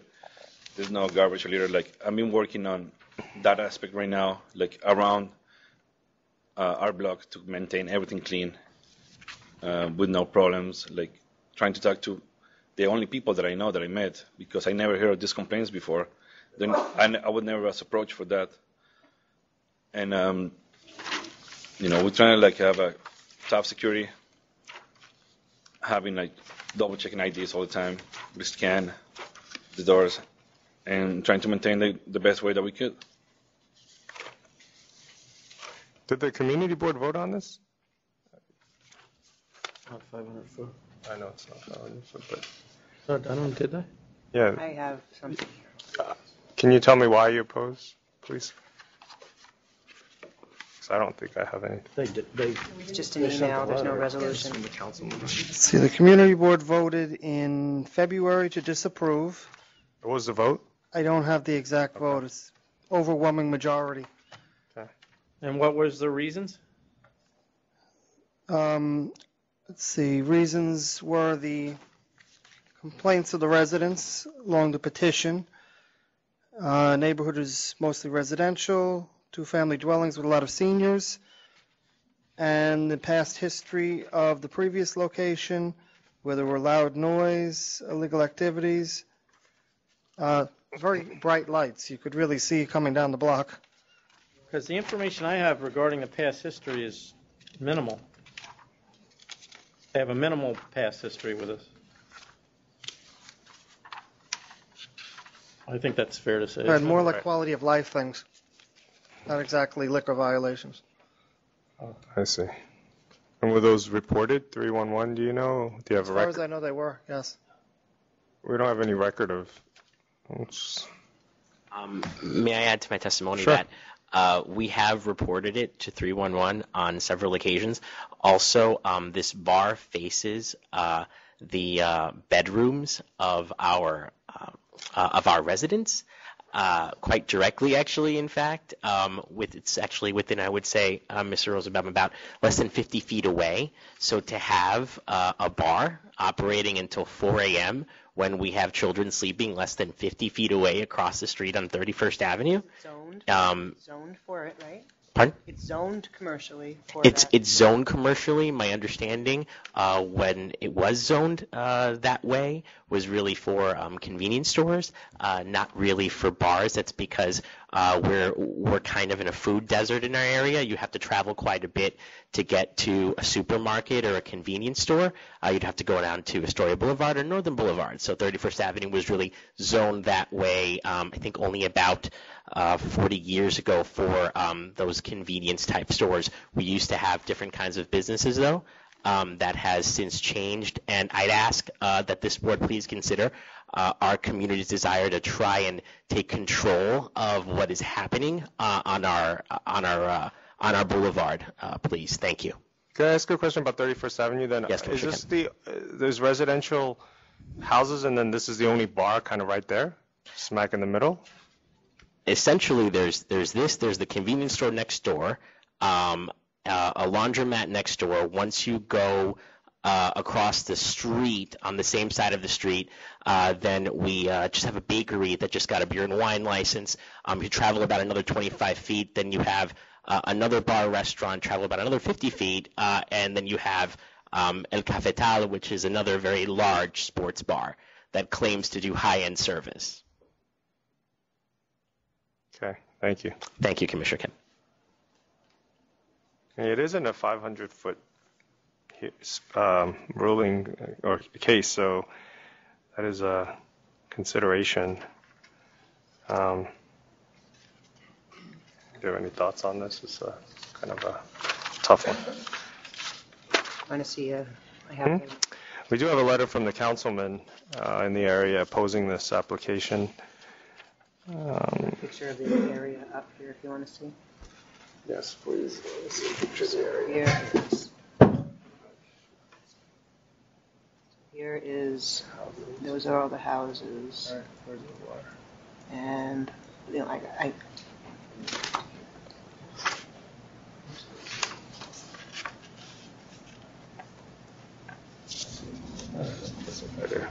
What kind of music are you having? Are you going to have music? They're gonna have DJs.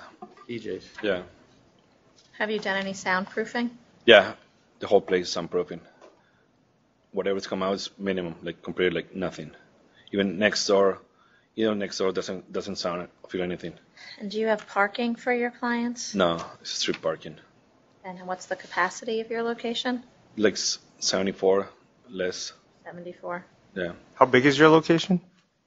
How many square feet? I'm not sure. Like I think it's 1,200. 100. But the occupancy is 74. 74. Yeah. So it's not unrealistic that this is going to cause a parking situation in the neighborhood. I hope But it's that not. already has minimal parking. It does, but I hope not. I don't think right now. Things change right now. People are drinking and driving. That is. Say cabs to the location? Parking. Yeah. Got it currently licensed.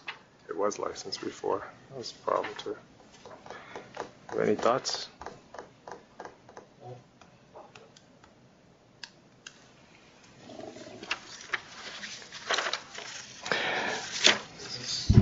There's got to be good cause, right? Yeah, I mean.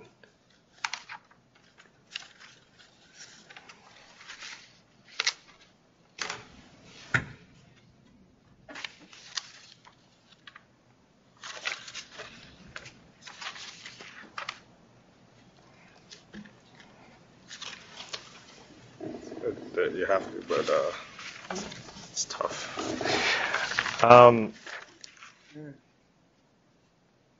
So you don't need, this is a lounge model, it's not a restaurant model, right? No. All right. At 4 a.m. It seems, when I look at the picture of the neighborhood, it looks like there are houses all around. Is that safe to say? Across the street and behind us, not right next to us. Okay. What's next to you? A deli, a dry cleaner, and a laundromat. And what about this concern about the lights kind of reflecting out? Because I did see the pictures you submitted, and they're very neon-y. Nothing is coming out. Like that's inside. Everything is inside. Door. He's got a big door. What's the door?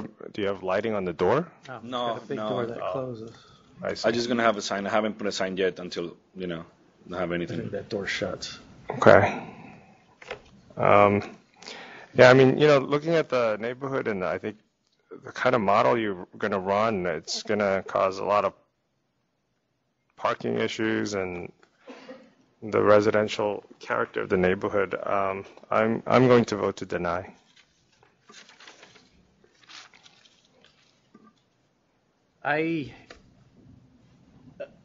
There's not significant, at least from what we have here, significant negative activity at the location from the previous bar. Based on the model you're giving us, which is obviously a very high-end model, I don't know that it would actually disrupt the neighborhood because those bars tend to be more calm. I would approve, but unfortunately, because there's only two of us, that's not going to help you. So the license is denied.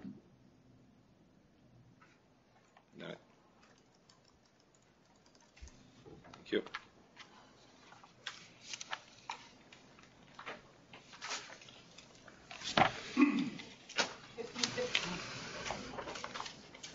What? 1553 and 1554, Latin Paradise.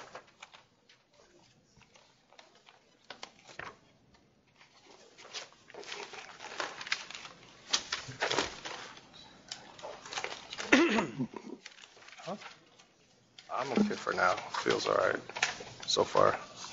Good afternoon, everybody. Good afternoon, Chairman. My name is Neil Visaki for the licensee, Latin Paradise Inc. I'm here with John Herrera, who is actually he's the licensee, he himself. Just a couple of points. His dad does, in fact, own the building, and he also does maintain an apartment above the. So you have an offer for $8,000, is that correct, sir? Yeah, the office for $8,000. All right, I accept the offer. Yeah, I accept the offer as well. Thank you. Thank you. Have a nice day. 1502, Blue Beauty Bar.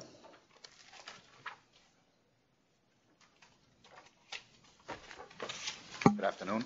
Good afternoon.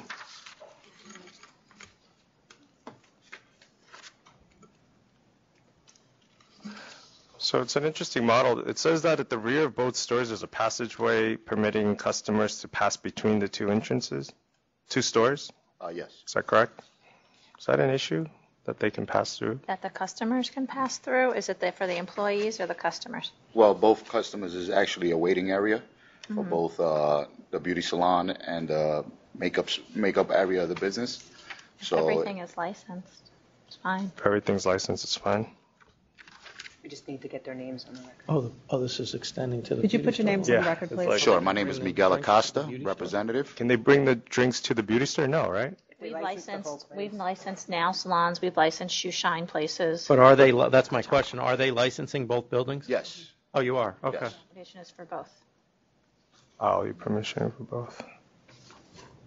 And that's And it- not an issue with the health department, right? No. Did we get a health permit? Did we ask you for a copy of the health department permit? Well, we actually are going to apply for it now. We were waiting the approval from the liquor. So I can make that a condition. Yes. And this isn't going to be open to the only people this is open to is your Only customers the at the patrons, beauty yes. salon. But you only have 11 operator stations, but you're asking the restaurant to have 36 seats? Well, the waiting area, it's set up as with couches. So it's basically one couch could sit like 4 people. So it's about how many? It's like 8 to 10 tables. It's about 8 tables, in which each one sits about 4 people. Yeah, I'm okay with this. Yeah, I approve. We approve. Good luck. All right, thank you very much. Have a great one. 1518, Tara of Tribeca. Two of them ago was the hard. Yeah. I felt bad for the guy. I know. It's a tough one. Which one is this? Tara, 1518. 1518. Good afternoon, Chairman, Commissioner Green. Commissioner Kim. I was thinking Commissioner about Green, no. No, I was just recalling, paying my respects. Reminiscing. This is an application for a new on-premise license. We do have some opposition here, so if you'd like to hear them first, I'm happy to see. Sure, that would be great. Sir? Thank you. I hope you have the community board resolution in front of you. We do. Okay. It's a combination. We had an agreement with the applicant at the committee for a 12 a.m. weekday and 1 a.m. closing on weekend, Friday, Saturday. I'm not sure if it was Thursday or not. So Sunday through Thursday, midnight, Friday, Saturday, 1 a.m.?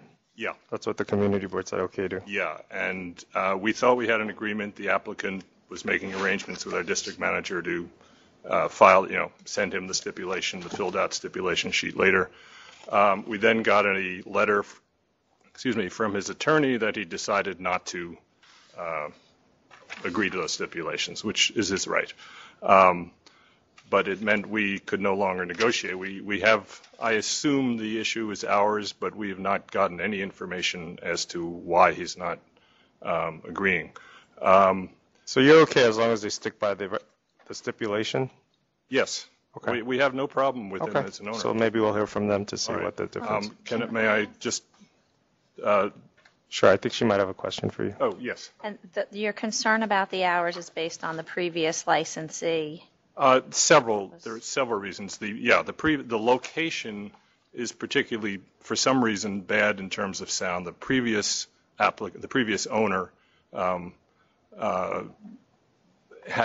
there was noise from the place and noise out on the street that, because of this particular configuration of street and low buildings, traveled to several different blocks. It wasn't just on the street. In Tribeca, we have low buildings backed up by tall buildings, and those bedrooms on different streets had noise. I note that this applicant is going to use existing soundproofing, which wasn't sufficient before. Now, he may not have the same kind of noise. We don't know. What was the name of the previous? It was 2020. Yeah. They had, Thank you. some people called it Vente Vente. There was just 2020. The numbers were outside. It was very large, cheap, boozy drinks that catered to city civil service workers that would go there after work. I used to work at 253 Broadway. All the support staff went there. You know more than I do then. Yeah. Okay, thank you. And in Tribeca, we have guidelines that we kind of use on a case-by-case basis, and on the side street, on the avenues, we'll easily grant 2 a.m.s. On the side streets, we try and go with 12 and 1, unless an applicant has a local history, which is good, in which case we're glad to extend it. We also... To what? What do you glad to extend it to? They come back to us. Actually, not that many people come back to us. We extended several recently to 2 a.m. Anything beyond that? In this particular part of Tribeca, well, actually, yes. Murray Street, just south, is divided between Tribeca and the financial district. We have geographical committees, not one licensing committee. And the financial district gave a 2 a.m. to Manhattan proper, which was a fairly large bar, because they knew the owners, I think, had done well somewhere else. And there were strict stipulations about soundproofing, management on the street. They came back in a year. There had been no problems, and the financial district gave them a 4 a.m. So that's basically 1.5 blocks away from here. What we ask is to accept the 1 a.m. We usually say come back in a year. With this applicant, we said, because he was fairly insistent, we said come back in 6 months. We'd like to see a warm season, basically, people out on the street. Okay, thank you. Thank you. Could I have your name for the record, please? Sorry, you Yes. didn't identify yourself. Jeffrey, Jeffrey, William Ehrlich, Ehrlich. And you live on the block?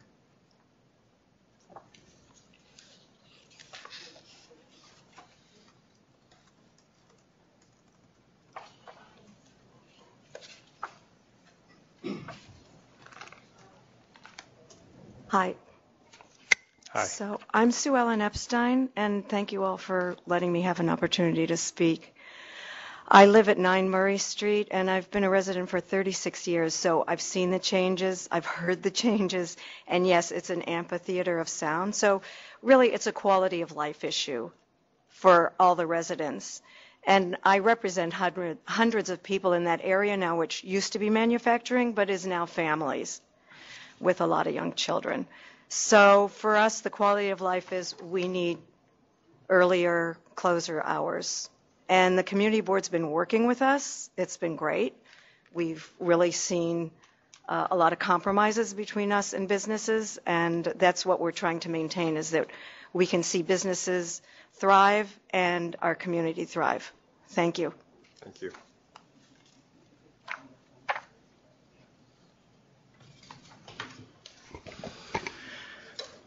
I think Mr. Ehrlich really hit the nail on the head. This is really an hours conversation. The community board did agree to approve this license with the 12 and 1 o'clock hours. Joseph Crotty, who's here with me today, is one of the principals on the license. He was at the community board meeting, initially indicated this is something that he thinks he could work with. He thought more about it. We talked about it. He asked me what options he might have. And I said, you don't have to take the community board deal if you don't think it's one that's going to work for you. As long as the ask is not totally unreasonable, it might make sense to come here. So since the initial ask of a 2 and 4 or a 2 and 3, we've arrived at what we think can work, which would be 2 o'clock across the board. We're not looking for 4 a.m. We're not looking to be a crazy place. We understand the prior place in this location had problems, but it was a dance club, and it was 4 a.m. 7 days. It's a different kind of crowd. What Joe's trying to do, and Joe's an experienced operator, owner, and actually runs a bar spotting business. If you're not familiar, it's basically a business where you'll hire him as an outside consultant to come in and find out what's wrong with your establishment. He'll help to train staff, TIPS trained, ATAP trained, all that good stuff, find out where leakage is going, help you to run a tighter ship. This has been his business for his whole professional career. So he's pretty experienced. He's had other liquor licenses before in the city, and he's looking to take his experience to this location. As you can see from some of the submissions, this is going to be a more mature space. This is background music only. Soundproofing has been done. He spent a lot of money and a lot of time building out a proper kitchen. This space previously did not have much of a kitchen at all. So he's committed to both the bar and restaurant concept here, and he's trying to do something that you really can't find too many examples of in the community. The neighborhood, at least the immediate neighborhood, is filled with a lot of restaurants that close at 11, 12, and a lot of dive bars, including one a few doors down on the same street that's open till 4 a.m. 7 days. But there seems to be a void in this sort of hybrid place you can go for a late night meal or a quiet drink, some place that's not going to be a dive bar, not going to be a honky-tonk, not going to be a wings place. So we think there is a public convenience and advantage served by him. There is a public benefit here. He's got the experience. And again, we understand the community board's concern about noise, about late night hours. And for that reason, we're happy to talk about 2 o'clock, 7 days, let him show them who he is in the community. And then if it makes sense, he'll come back in a year or 6 months, whatever it is, to see how that's going. But this is completely an hours conversation, I think. And there are 2 similarly situated places in the neighborhood within a couple blocks, residential side streets that have full liquor licenses, and they have hours consistent with what we're asking for. What are those bars? I have Maxwell's on Reed Street. That's 2 a.m. 7 days. And I would say Ward 3 also on Reed Street is 4 a.m. 7 days. And again, you have... used to be Spaghetti Western. Is that? I'm not sure. Yes. It's one. We have them stipulated to 1 a.m. for Maxwell's. Well, I can only tell you what research I can do online. Well, look, this is a 500-foot hearing. The community board is not in opposition to the model, and they're in agreement. And midnight and 1 a.m. Is what they're asking for. It seems reasonable for that area, but also they seem to be open for you to come back. And they have said that they have licensed people till 2 a.m. and a few even beyond that after they've proven themselves. And I think, in this particular case, I do agree with the community board's stipulation, and so that's my vote. Well, like I said, in light of the fact that they do have these guidelines, the community board does, but they do deviate from them from time to time. Sure. We think based on the experience, based on the fact that this is recorded background music only, soundproofing's been done, there's a full kitchen that's been built, this is clearly a full commitment to doing something different than a nightclub or a dive bar that, are in this neighborhood. We really think that there is a niche here that can be filled. And if you want to talk about, a compromise between what the community board's asking for and what we're asking for, if we want to talk about 1 during the week, 2 on the weekends, or something of that nature, we're happy to compromise is the point. We're not drawing a Well, line. but I think you've already had that conversation with the community board, and they've come down and suggested or agreed to midnight and 1 a.m. And so I think I don't know if it was a compromise from their point at all, but that's what they. Well, those are their guidelines. Right. So I think that's what I'm voting for, and then I think in a year's time, or 6 months to a year's time, you can come back and have that conversation again with the community board and us, and at that point, they seem to be reasonable in that they have extended it to 2 a.m. for others who have shown to be good neighbors. Sure, but they've also given other people 2 o'clock and beyond from the get-go without making them come back. And like I said, we're happy to come back. But I think we can do a compromise here that would make sense. And just so you know, just to color the situation a bit, something went sideways at some point between the community board and my client. I'm not sure if it was a miscommunication somewhere or someone interpreted actions to be different, but at least the feeling I'm getting, Jeff, you can correct me if I'm wrong, it felt like a bit of a slap in the face, like we tried to do something behind the community board's back with this. And like Jeff mentioned, if we have a deal with the community board and we agree to something in the subcommittee and we choose not to sign stipulations, we're well within our rights to do that. So I don't know why some people did feel spurned like that. One of the letters actually to you guys indicated that they've never seen such disrespect like that from this before, and I'm just not sure what that's about. So maybe we could hear from them, but before that, could we take a quick executive session? And just to clarify that, I think you have enough of a reputation around here that we wouldn't read into those. Yep.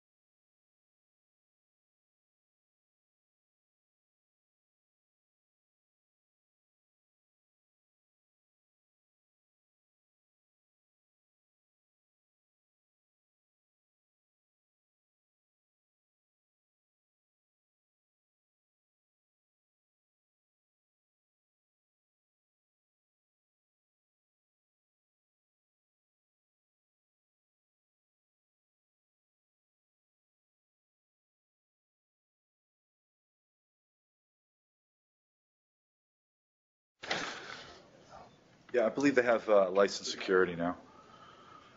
So did they change the application? Did they file a revision? I will do that. So posing a penalty, I mean, I'll sustain charges 1, 2, 3, 5, and 7, dismiss 4 and 6, 6,500. I'll agree with that. They paid $35. Would you consider like a $5,000 fine? Well, let's see their history. Purchase from unauthorized. Books and records, 3, 4, 45. 5,500? 5,500? That's fine. Okay. Thank you.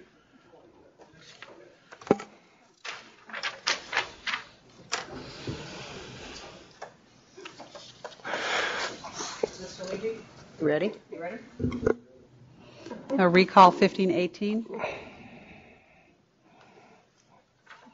Smiles coming in, so is that good news? We reached a compromise. Woohoo. Yes, what is the compromise? The compromise is essentially that we're taking the community board's original deal of 12 during the week, 1 on the weekends, including Thursday as a 1 a.m. weekend night, which is something that was discussed at the original community board meeting. And the community board, of course, we can't hold them to anything because they're just, it's just one member of the community board here, right? You're not on the board. But they will allow us to come back to seek extended hours in a much accelerated pace. Their big concern are the warm weather hours, or the warm weather months, I should say, which really is going to leave us with August. So August will be a trial run, and they're agreeing to let us come back to seek an extension of hours in September. And hopefully there are no issues at that point, and they would consider an application for later hours. So it's 12 Sunday through Wednesday. And 1 Thursday through Saturday. Correct. Okay. You wanted to say something, Sue? Did you want to say something, please? Accurate? I think it was 12 on Thursday. I just didn't remember what it was. I asked them I said, Thursday is one of the best nights. Did you include that as part of the weekend? They said, what? Someone at the table said, yeah, Thursday. Well, I think the final vote, we just agreed to go with whatever this was. Yeah, we went with whatever the community board said. They told me that was how I left off, and that's what I told you. They did say they could do Thursday, Friday, Saturday. Give them Thursday. Our problem is Thursday, I'm sorry. Right. It's, again, it's school kids and this and that. So we're bringing it down to like a couple of months after it opens. Just, we need to test, see what happens outside the place. That one might be my test, so you could say I'm doing. I know. Thursday is one of the best nights of the week to tell people. You're talking about August at this point, so I don't know. We'll leave it. And maybe what? We're talking about coming back in October, right? So August, September. August is not quite open yet. I don't know how long. Well, don't look at us. So you guys figured it out or no? I think we really compromised. We said we go with what you want, but Thursday was one of the things it was. Just they come with the table, they consider Thursday. Yeah. You just go ahead and give him Thursday.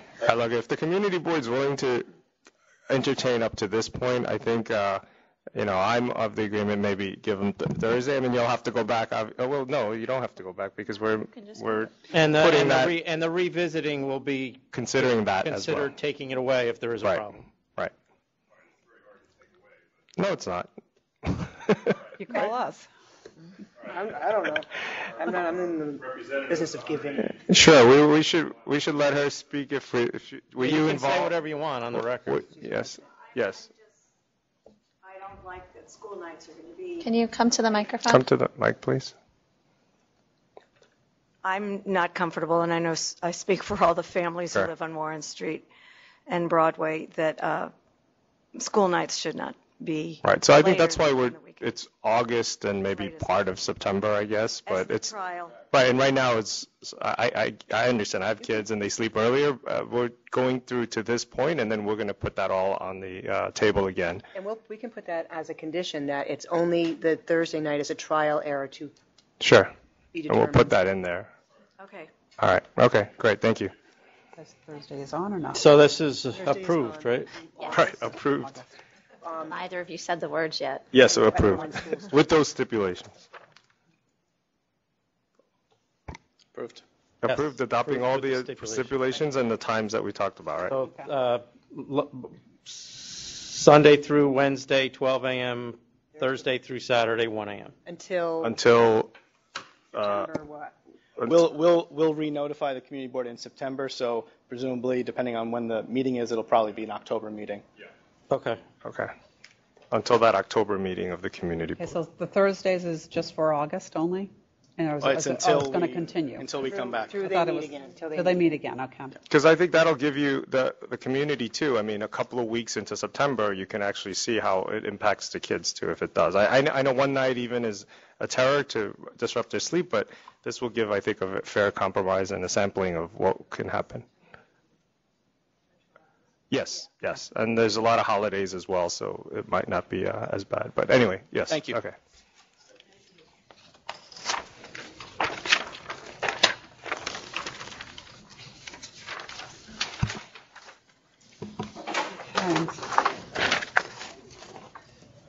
Were you here? You got to do it the picture. Were you here for, sir? Hello? Hi, were you here for, the only item I have left is 1421 through Daniel's our 1423 intern. Sports Zone? Or are you? That's our intern. He's our intern. You're our intern? Hey, I've done Okay. that before trust. with our councils. Okay. This is the. Yeah, we'll take those. Yeah. But look at that, Daniel. You're so official. Reconsider, because I think based on, it's a split vote, and I think. Nobody really we should probably volunteered to give be them a here. chance to, They like, come back, I'm not clear trial yet at on what least. is recycling and isn't, but they come Yeah, and clean it's it just. out.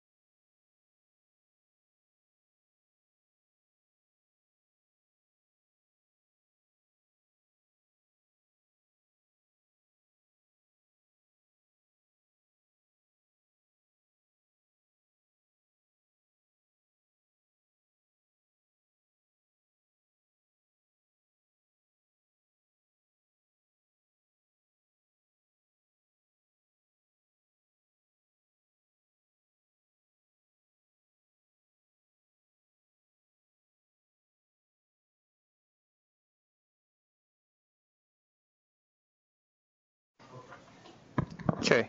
1408, Mhm. revoke for the record. I agree. All right, no bond available. Yes, none. 1410 and 11? I wanted to say something Sure. for 14, 10, and 11, and you'll see several charges coming on the workers' compensation issue for the lapse. And unfortunately, the ones that are in today's package don't include what the length of the time of the lapse was. The length of the time of the lapse for this one was 7 months. Wow. But the penalty is for both cases.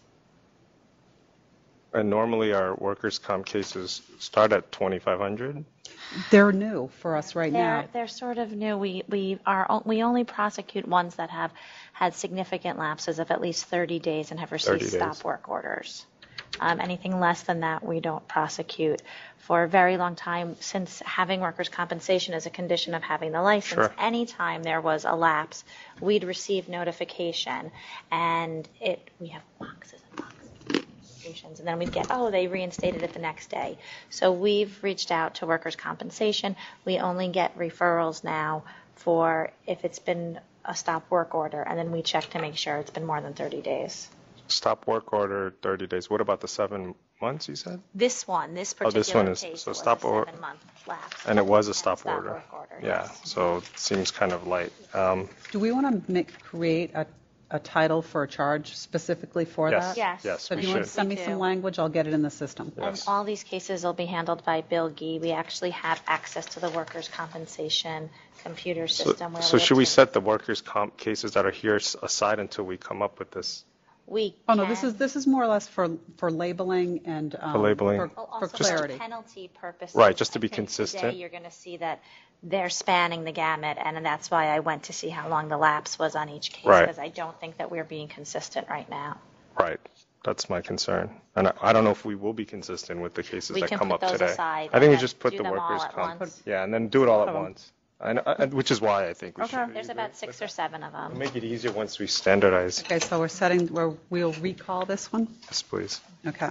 Recall today, we're going to set them aside for later today, you mean? or- Correct. No, later today. We're going to set the. Okay. Yes. you Set it can't- today. You can't Yes. reschedule these. Yes.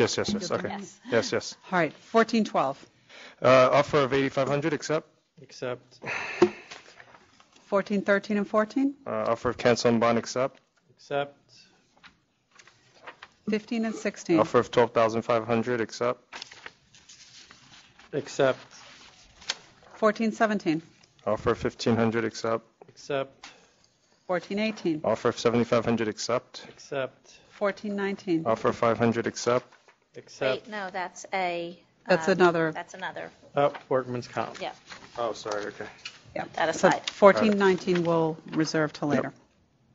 1420? There's only one exit, no occupancy sign. Is this one exit an issue I had? I thought in light of the fact that they've been licensed since 1996, that the offer was high for an exit and occupancy sign. Mm-hmm. All right, the offer did, that's why I was wondering, are they trying to get, is there another issue that's raised? Don't you need another egress unless they have a letter of no objection from DOB? They've on and off had history throughout the years. Put it this way, they run there, right now there was running a gap, so the contaminated bottles was just within the past 5 years. But since 97, they've kind of had a ongoing, just small stuff back and forth. Small stuff back and forth? I mean, they've been licensed for a while. I'll do 2,000. Yes. I agree.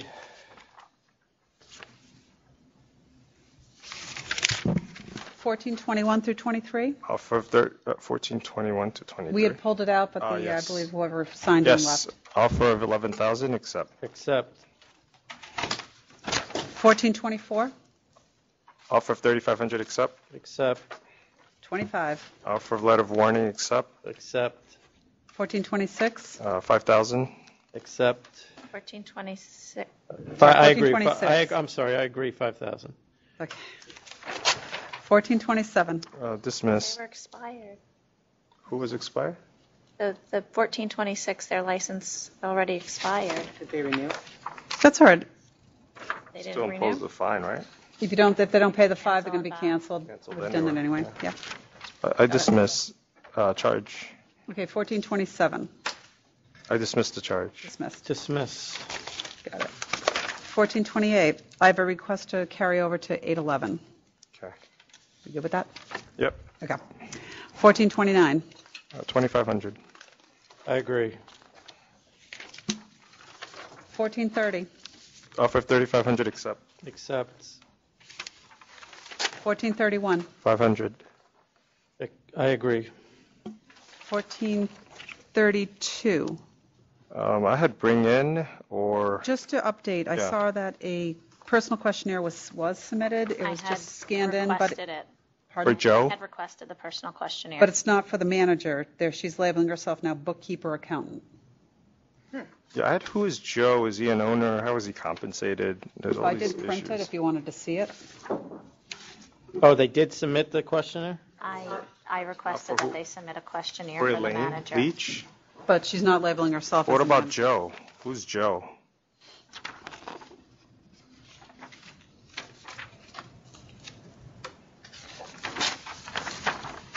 Where do you even see Joe? I'm talking I about don't know. Memo. I'm trying to figure. Yeah. Oh, as Joe, as the 3 owners of the business. Right. See, I knew there was a Joe somewhere. Yeah, and a man named Joe is the 3 owners of the business. Let's just bring him in and find out what's going on.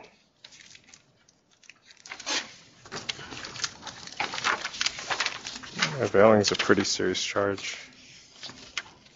So you want them I'm fine with that. over to what? 811, Yes. 721, 811? 811.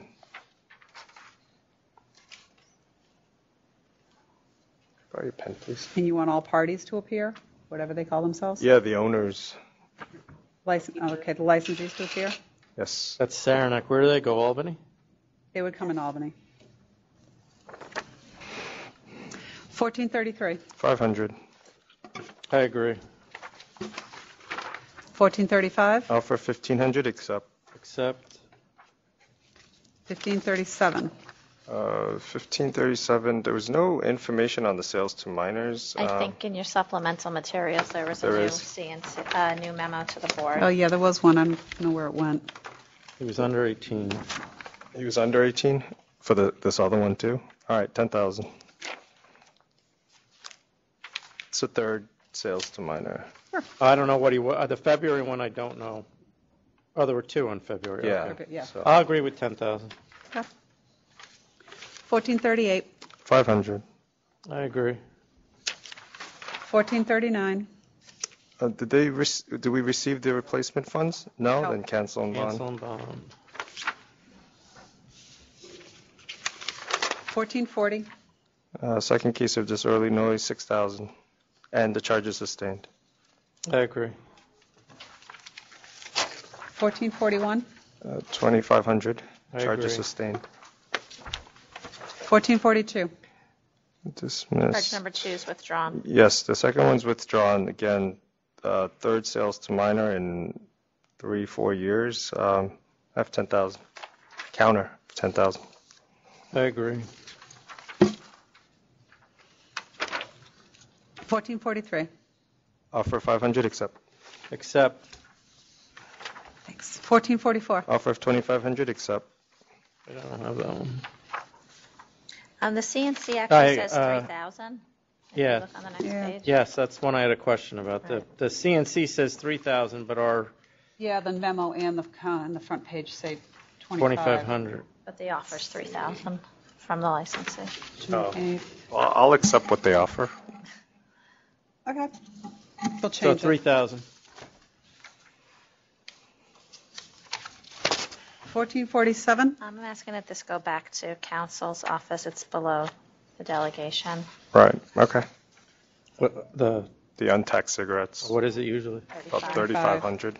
Okay. So that is adjourned? No, it just goes back to council. You can throw return it to council, you'll get a new pack. I got You yelled know where at. it's going now, huh? I got yelled at. Wait, so we can throw it away? 1451, I don't know. Can we throw it away? that one, Yes. yes, you can. That was 1451, offer 5-day suspension plus 10,000, accept. Accept. This was all noted, they were notified at once, right? They didn't Yes. have notice, okay. I mean, that's my understanding, yeah. Next time. All right, 1452 Offer, is sorry. a comp case, yeah, we'll put that Okay. aside. will be set aside. 1453 through 55, I had a counter of cancel and bond. They had a stipulation to check and scan ID based on nuisance abatement, but never did. I don't understand, Carrie, how the ad bars were resolved here, or if they were resolved.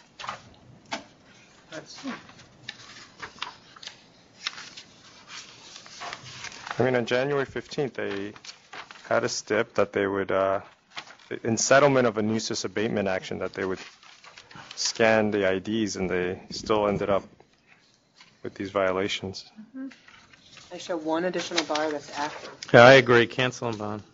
Or counter cancel counter and and bond. cancel, got it. 1456 and 70, I'm sorry, wait 1 second. So did I just get my dates wrong? No, you were right. No, you're right. All right, right. January. They got the stip and then didn't comply. But then the violations were before or after? The other violations were before, but the third proceeding is 1/15/2015, and I think the stip is after that, is before It's the that. same date, actually.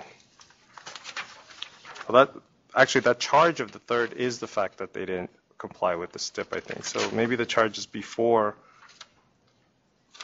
Yeah, the charge before was the nuisance abatement. Abatement. Yeah. So then this being their third sale to minor. Right, but the charge they didn't get till, right? Because all the violations were in 2014. 32514. and we didn't charge until January 8th of 2015. Yeah, so 2015, they would charge at 2015, they had notice? Well, But all the violations almost. were before, so I guess I have to give them one more shot. Sorry, my bad. I screwed up on the date. I thought they stipped and then they didn't scan but they stepped after the violations. No. Oh, that's, The third proceeding, the undercovers went into the licensed premises, purchased beer without ID. Oh, right, they were stepped to have to scam, but they didn't. Okay, Right. got it. I'll forget. That's All what you right. did. I'm Okay. sorry. Counteroffer Sorry. stands. Yes, counteroffer stands. All Thank you. right. Thank you. These guys. 1456 and 1470. I have a counter, 5-day plus 12,000. I'm okay with that. Okay. Can I help you, sirs? You here for the meeting? Listening? Just listening? More? They're from Swill. Oh, okay. 1457 is a comp case. this is being Comp withdrawn. case. They were actually exempt Withdrawn. from workers' comp, and workers' comp withdrew the charges. It's drawn. There's a memo in the supplemental Yes. materials. So do we have to dismiss that, or is it You're just? just going Just to, count just the buffers withdrawn? withdrawing it. Withdrawn. 1458, 3,000. I agree. 1459, This is one of the workers' comp cases. Okay. side. 1460, Cancel and bond. I agree. Do you want to put a stop on the location and require other applications to come to the members? Yes, please. Well, that's the same neighborhood. 1461, Dismissed. Dismiss. 1462, Charges are not I sustained. had a lot of issues with the judge's rulings in these cases. I think I Oh, sent this is the one I called you on, Jackie. Yes, I sent some of the case law to the members. The biggest issue that I take is I don't understand how the ALJ takes a statement from the licensee as evidence to base what she then refers to not sustain the charges when the licensee says all the college kids say they were drinking at the bar instead of at their friends' places because they don't want to get their friends in trouble. And then the judge uses that totally unsupported self-serving statement of the licensee to dismiss the Which is charges. actually a statement against interest, because they're underage and admitting. Yes. Yes. So why would it be self-serving? I believe even one is in a hospital because of over-intoxication and injury, and states that they were drinking there. And I don't know legally how the ALJ can use that as evidence upon which could controvert the statements by the police.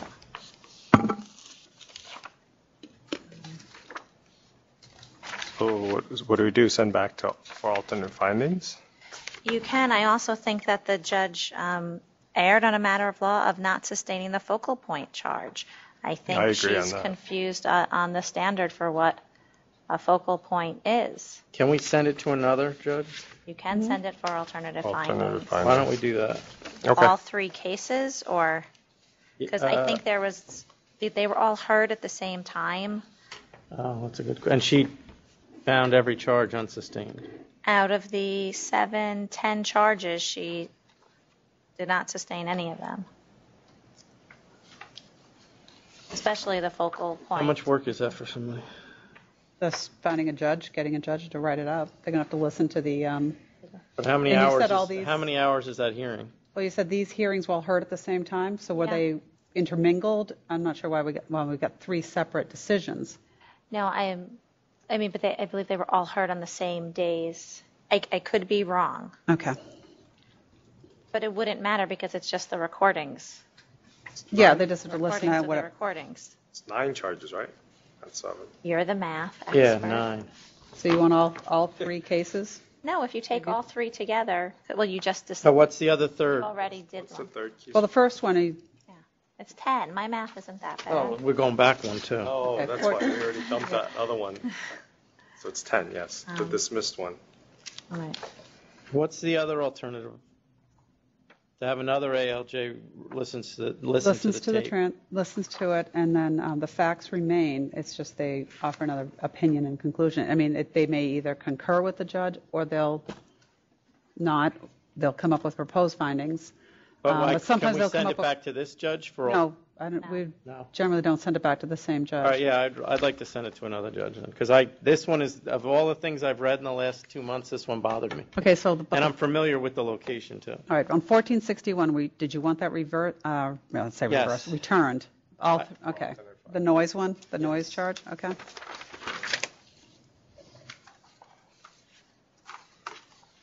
And then on 1462, same, all three. All right. And on 1463. Yes.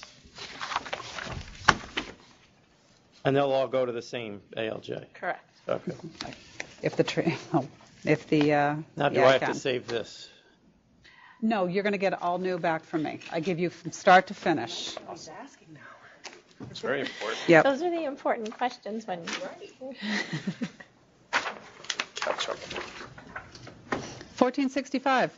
Offer of cancel and bond, accept. Accept. 1466. Offer of 1,000, accept. Accept. 1467. Offer of 3,000, accept. Hold on, I have a request to adjourn I received today from Attorney Katsouris to 7:21. Okay. So you need to save that. That's a what- keeper The attorney for next is here. week. He asked it to be adjourned. Why, though? Just for my own information, why is he doing that if he made an offer? He was here earlier. Whether And he was here. He was here, but he came in here and it was a family situation. Oh, And that's where he said he wanted to come in and ask okay. I don't have a He's problem, I probably just gonna wondered. ask you to lower. whether they lower or whether they've already paid, the client paid for the service, you don't know. 1468. Offer of 500, accept. Accept. 1469. This is another workers' comp. Workers' comp. 1472, I had a request to adjourn to 811. I don't have 1472. It was from Pen, before please? you were here for Sorry, the I don't know why I report. don't. Do you need a new Right, I already pack? took that out, right? What is this, 811? 811, yep. 1480. Okay, thanks. That's 1480, grant reconsideration. Yes, grant for reconsideration. Issue? Dorset. Sorry, hold on one second. This is with Okay, the no, the the only 40 and thing- 50 seats. Yeah, I'm going to make note, we'll need an updated certificate of occupancy showing the appropriate use and the number of persons allowed, because the CO that they submitted does not show the use as a eating, drinking establishment. But this is just grant return to licensing. Yeah, I had a note on it, and I didn't know what I had it for. There's one in here that I would like to comment on. 1482. Offer of 1,000, accept. Accept. 83. 3,000. 3,000. 1485. Let's see, I had, didn't know it was gambling. I had 500. Because I had a letter of warning for the gambling. Because they didn't, euchre, I don't even know what that is. It's a card game. I'll go with 500. If you do that and break it out that way. I'm not going to break it. Can I Okay, just go don't break it 500? out, thanks, because 500. you just said that, yeah. Sorry, 500 Okay. for all three charges. 1486, I have a request to adjourn to 7:21. Thanks. I can't even remember why. 1487. 1487, they didn't respond. 2,500. They didn't respond to the cancel and bond, I think we said? Or, oh no, I said they didn't respond to us, so should we cancel and bond to get a response, but What'd you say, 2,500? I'm fine with 2,500. 2,500. 1488. Dates reversed. Did they pay already? It's a no contest plea. They're not. I had 500. Okay, What do you 500. mean? Okay. No, because it says the other adverse history on 4/7/15, then on 2013, so that's just a typo. Right, they just reversed it, right? That's what I thought. Okay. Yeah, I did. Great. There's a lot of typos on this one. Apologies. So I'm sorry, what was the 500. 500? 1489. I cancel and bond. I agree. 1490. Offer of 10,000, accept. Accept. 1493. It's 3,500. Charge sustained. I agree with that. Or can I Yes. just impose the fine? Yeah, it can be implied. Apply, okay. I just want to save my breath. 1494. I'd cancel, there's no Can't. bond available. Yeah, we do have the certificate. So this is going to be counteroffer of cancellation? Yes, please. I agree. Why, explain that to me. They would surrender their license. Well, they didn't offer cancellation, but I believe the. Oh, they were offering implying that surrender. they are, Okay. yeah. They'll just bring it in, but. I see, okay. Yeah, I had canceled. 1495. Offer 5,500, accept. Accept. 1496. Offer 3,000, accept. Accept. 1497. Cancel and bond. I It's abandoned, I think, already. Yeah, new Yeah, I license agree. issued, it's Cancel and paper bond. case. Commissioner Kim, you're far away from the microphone. I'm trying to stretch my leg because Oh, of I'm the sorry. post-surgery recovery and sitting for 6 hours, but. All right, here. Thank you. You're welcome. That's working? Okay. All right, 1498. 3,500. Yeah, there was a CNC I agree. actually after the hearing for that same amount. Okay. 1499. Cancel and bond. We sent multiple notices, but no response. Did you want to combine that with 1535 since they are the same Yes. premise? Yes. Save paper on my end I agree. for Bridge Tavern. So combine, Can we Cancel and put bond. a name stop on these people? do whatever you want. Yes, please. Oh, we can read them those. Yeah. Well, just name stop, no prem. Name premise stop. Why not? In case somebody comes back there. Got it. 1500. I had 6,000. They said 100. What did they say? 119 people max, and they had over 150 people in there, and prohibited hours and unlicensed security guards. So 6,000. This is the one I was talking to you about yesterday. I don't know that this place is actually open. That's right, you think it was. Let's check the status on our end. Well, if they fail to pay the monetary penalty, they'll just be canceled. Okay. Or if you'd like enforcement to go out to do a No, that's, non-modified. no, don't do that. If we get them with a failure to pay, that's fine. So what did you? I put 6,000. That's 6,000? fine. Yeah. I'll go They don't pay it by 6,000. the end of August, so we'll be canceling them. 1504.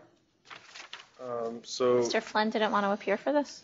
What happened to 1503? Oh, I'm sorry, nope. That's what I meant. I'm sorry. Hang on a minute. it's a question of grandfathering. Yeah, Mr. Flynn usually appears for these Hold on, things. I separate mine, it's a thing I do. All right, 1503, I have an email from Mr. Flynn, he was stuck in a closing, he asked if this could be carried over to tomorrow.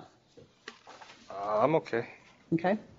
That's fine with me. Okay. Okay, then 1504. Let's see, sale is for how much? Where get the funds? Cancel and bond at a counter. It's federal prison sale. It's not clear how much the sale was for and where they got the funds. That's not what he's charged with. What's He's he charged charged with? for the non-bona fide and the failure to notify. Right, so the non-bona fide, I think, is what I'm basing the cancel and bond.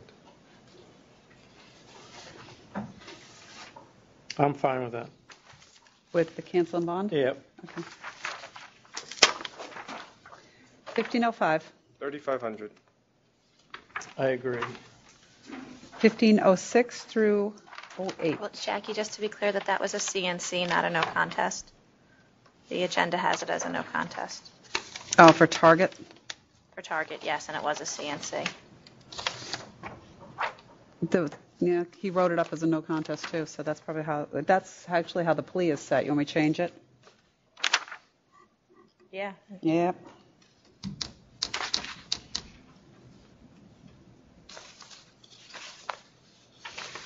Got it. 1506 through 08. Okay, so charges 1 through 14 in the first proceeding are sustained. 15 and 16 in the first proceeding are withdrawn. Second proceeding, charges 1, 2, 4, and 5 are sustained. Charge 3 in the second proceeding is not sustained, so it's dismissed. Third proceeding, charges 1 through 8 are sustained. which are all of them. I get it, all of it? You got them. Okay, and I have a 5-day suspension plus 20,000.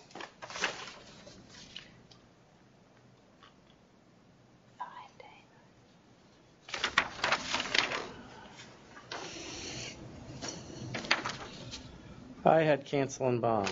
And then if you look, I said or cancel and bond. Yeah, so we're Okay. gonna, I'm being instructed it should be revoke and bond unless you Revoke and bond. want to go to the money up, but I need to go higher if that's the case. Okay, revoke We and cancel, bond. we're canceling or revoking? Revoking.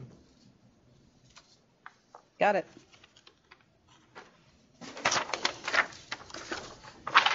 $15.09. This is a workers' comp Okay. case. $15.10. Okay, is this place closed and it seems like no food, no security? It's on deposit guard? for safekeeping since May. It is? Mhm. Oh, yeah, okay. So just imposing a fine? Yeah, Or you can, no, or you can cancel. yeah, I'd cancel. Why bond. is it not, what do they get out of the deposit? They can sell it with the liquor license? Well, Easier? it's in New York City, so they can get a temporary retail permit. Ah. The only way they can do it is if they purchase it, but they wouldn't be able They'd have to take it out for a day or two, and then they would. Has to be, yeah, open and operating 30 days prior to. Okay, I agree with Commissioner Kim. Cancel and bond. 1511. We already canceled this, We right? canceled So- them, and the reconsideration request was denied at the first level. Yeah. So, so to do cancel for the record? Cancel and bond, yeah. Cancel. No bond. No bond, cancel for that. 1512, I have a request to adjourn to 721 from Attorney Katsouris. 721. That pile. 1514. Needed city approval, and I'd already applied the city permit. I had a counter of 2,500. They lied about whether they needed city approval, and they had already applied for it, so they knew that they needed one. And eventually they got approved, so that's why I'm not. I'm fine with that. 25 counter. 2,500, please. 1515. So now, why was the new license issued here? Let me tell you. The licensing deemed the premise abandoned. Okay, And if so there's no relationship between the, but let me double check. yeah, based on the charges, I have revoke and bond name stop. Did we? Is availing. I was going to say this. This might have been a full board. So the board. 1284228. I'm fine with that. Yeah, you approved it. I approved it. Yes, you But did, did we sir. know this I'm gonna charge was up? Yes, this case came to us from licensing. When licensing contacted me when they were trying to sell, and they said, look who signed this contract for the sale, it's not the licensee. So the person who was buying it, they had no idea, and we didn't want to punish them. They weren't the available. So we had done this investigation. They couldn't do it as a transfer. They had to do a new application. You already approved the new application while we were investigating the old one. Okay, so Went out after. okay, so the charges are for the old applicant. Yes, it's for the Old old licensee. applicant. Yep. So this is just cancel? Revoke. I had revoke Oh. and You bond. could do that Just too. Okay, yeah, revoke. based on the false Can I take the material bond? statements. Yes. Take the bond. Okay. 1516. I had 6,500 counter. I'm fine with that. 1517. Offer of 2,000, accept. Accept. Thank you. Okay, 1522, we have a request to adjourn initially to the 15th, but now they requested to the 21st. 15, number which is this? number? Oh, sorry, 1522. Thirst. Thursday. Oh, right, Oh. yeah. You might have, Oh. it may be with Oh, I your might have other already pulled it ruling. out, yeah. Okay. Okay. 1525. This is a That's workers' workman's comp, right? comp. Workman's comp. 1526. Offer of 2,000, accept. Accept. 1527. Offer of 1,500, accept. Accept. 1528. Because of history. Okay, because of their history, I'll accept their 6,000. I will as well. 1529. Workers' comp.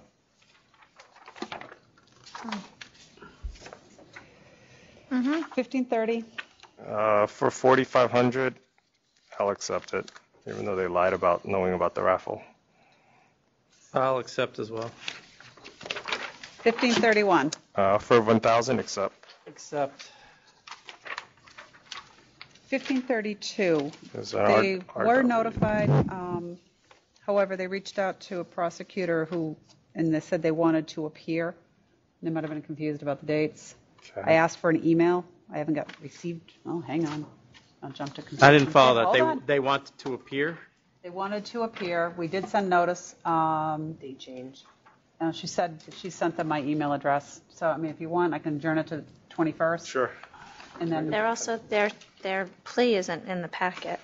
Their plea form. Yeah, I'm not sure what happened. I don't think it just says no contest. But then there's Oh, you mean they have to put the signed letter in there anyway? Actually, yeah. Right. Yeah, 21st is fine. All right. yeah, it looks, did they actually put in an offer? Well, I have a notification here I to have a, Sam Park notifying him to appear, so I'm not sure what I based that on, but did something. We'll put it on the 21st. 1533. Offer of letter of warning, accept. Accept. 1534. Cancel and bond, accept. Accept. 1536. 2,500. I agree. 1537. Offer of 1,000, accept. Accept. 1539. Request to reconsider. clear on what they're actually requesting. Are they requesting a civil penalty? This is 1539? 1539. They're just asking for reconsideration of. So instead of the cancellation, they want a civil penalty? Or are they asking that the case be, Yeah. This goes what is it that they so want old. instead of cancellation? They want it, because we would have to reconsider it right here, right? Well, it's hard. It was hard to understand. Right, they're But saying they have pardon no what- money. Yeah. So they don't want a monetary penalty, but they don't want the alternative of cancellation. So what is it that they propose? I think, when I talked to him, he was trying to give me his defense of the charge. He didn't put it on deposit because after speaking to the investigator, he realized that he did have a year-round license. So he was going to try to make a go of it. I But he don't still think that didn't this do is the biggest violation in our history here. I'm just unclear of what it is that is something that he could live with that he's proposing. We probably could suspend him for 6 months, since it seems like he was closed for 6 months But anyway. let me guess. Time served? Ballpark anyways, only the summer. Well, he took that literally to mean ballpark, that if the ballpark isn't open, I can't be open. He didn't know he had a full year license. But he's operating under SAPA now on his seasonal renewal. Could say letter of warning, he didn't say what it was he wanted. So, but for now, aren't we supposed to just consider granting the reconsideration? Yeah, and then we can And always then put we can something- just do the letter. Or you can do both. No, right? what are you going to do? grant I mean, if reconsideration, he you wants have it to back impose to a have his penalty. day in court, then it would go back to counsel's office or you Letter of warning. Letter of warning, okay. Grant Okay. and letter of warning. Okay. grant, modify, letter of warning. What happened to Mr. McGrath on the next case? Where did he go? Now, this is over till 7/21. He was here today. He was here for reopening a different case. So 1550 is, All right, 1543 through 1549 is over to 7/21. Okay, and 1550 is now. what's the name of that? I must have took that out already. One Oak. Oh, yes, you One told Oak. me that. Okay, yep. Okay. Okay, yeah, 1550. We're on. Offer of 3,500, accept. Accept. 1556. Improper notification, charges sustained 500. I agree. Not that method. The BP recon seasonal. Okay, you're through late, and I just totally ignored you. did 500. 500, thank you. 1557. I have cancel. Just to note that adverse history for number 2, they were actually 2 separate proceedings with a board-imposed cancellation and cancel and bond. They weren't combined at the board meeting, they just happened at the same board meeting. I was trying to read, I didn't understand what was So there. at this board meeting, we're You're canceling canceling for for the third time, yeah. third time. With no bond left. Oh, there's no bond. There's no bond, so, So cancel for the record only. yes, please. Well, they're going to be canceled on the, sorry, and that date was the 17th. So they'll be canceled this week. 1557B, It's revoked already. I mean, no bond, it's already been revoked. So Twice. revoked for the record.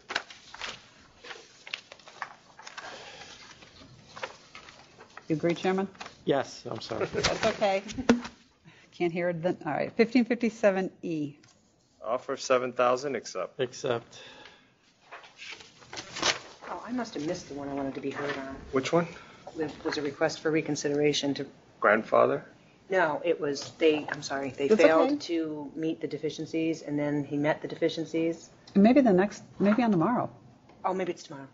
I'll look. Deficiencies. Now, you might not have, I don't think that, It yeah. wasn't on. It wasn't on this What one. did the woman want to talk to you about? Not yet. Oh, okay. Okay. I have Oh, 1557S, F. We are 1557. just right? updating Here. our Oh. delegation of Oh, this is authorities. Yes. So this is just updating. There's been no change other than the fact that now we'll have Yeah, the that's both fine. members, current members signing. Okay. I'm Approve. fine with it. All right, same with 1557G, the delegation authority for compliance for the non-count processing non-calendars. Yes. Okay. Okay. 1557H, this is for the delegation authorities to the attorneys, ALJs, and investigators. Yes. Yes. I'm fine with it. Thank you. I needed an executive session for the workers' comp cases. Okay, well, I got one more. I got the I, 1557I. There was a request to change the hours in Tioga County. This is the results of the public hearing that we held. Yes. Yes. I'd love Tioga County. Okay, so they're... From 8 o'clock to 6 o'clock. Well, in it's the morning. still a big deal. restriction. They're lightening their restrictions, so that's been approved. Okay. Okay. So, approve. Donna, would like to go into conference? Review shall include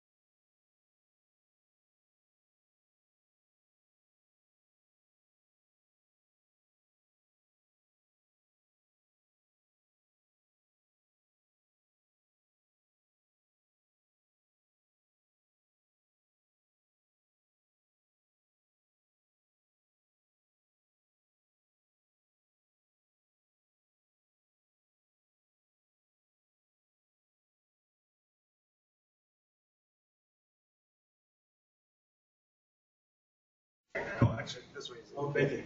Yeah. Okay. So that's what they're Okay, good, thanks.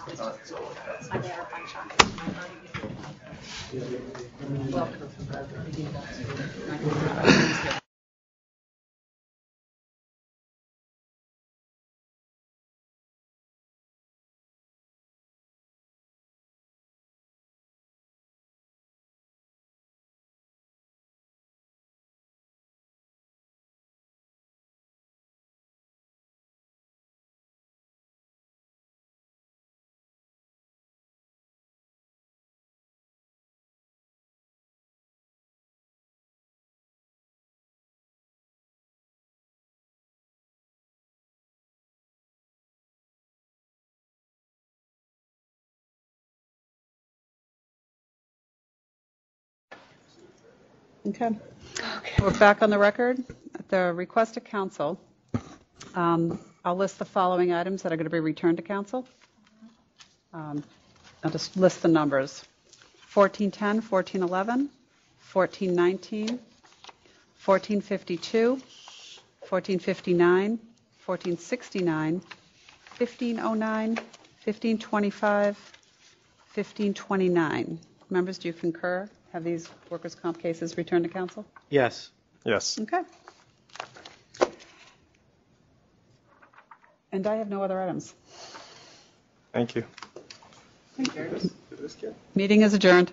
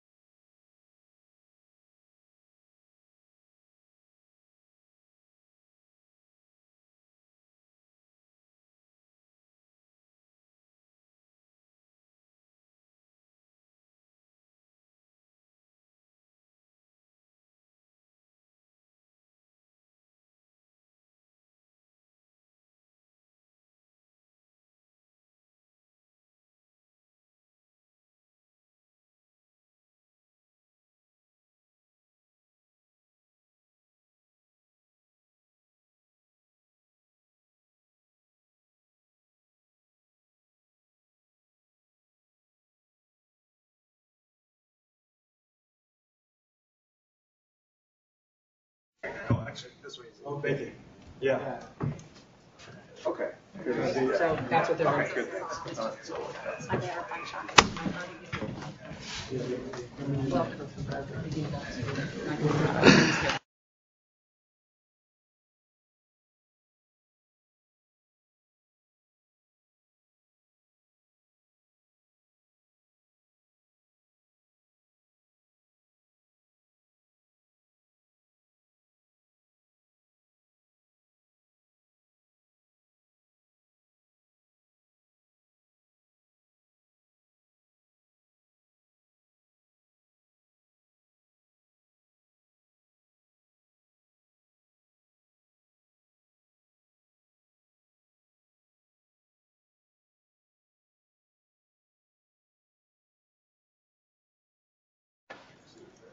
Okay. We're back on the record. At the request of council, I'll list the following items that are going to be returned to council. I'll I'll just list the numbers. 1410, 1411, 1419, 1452, 1459, 1469, 1509, 1525, 1529. Members, do you concur? Have these workers' comp cases returned to council? Yes. Yes.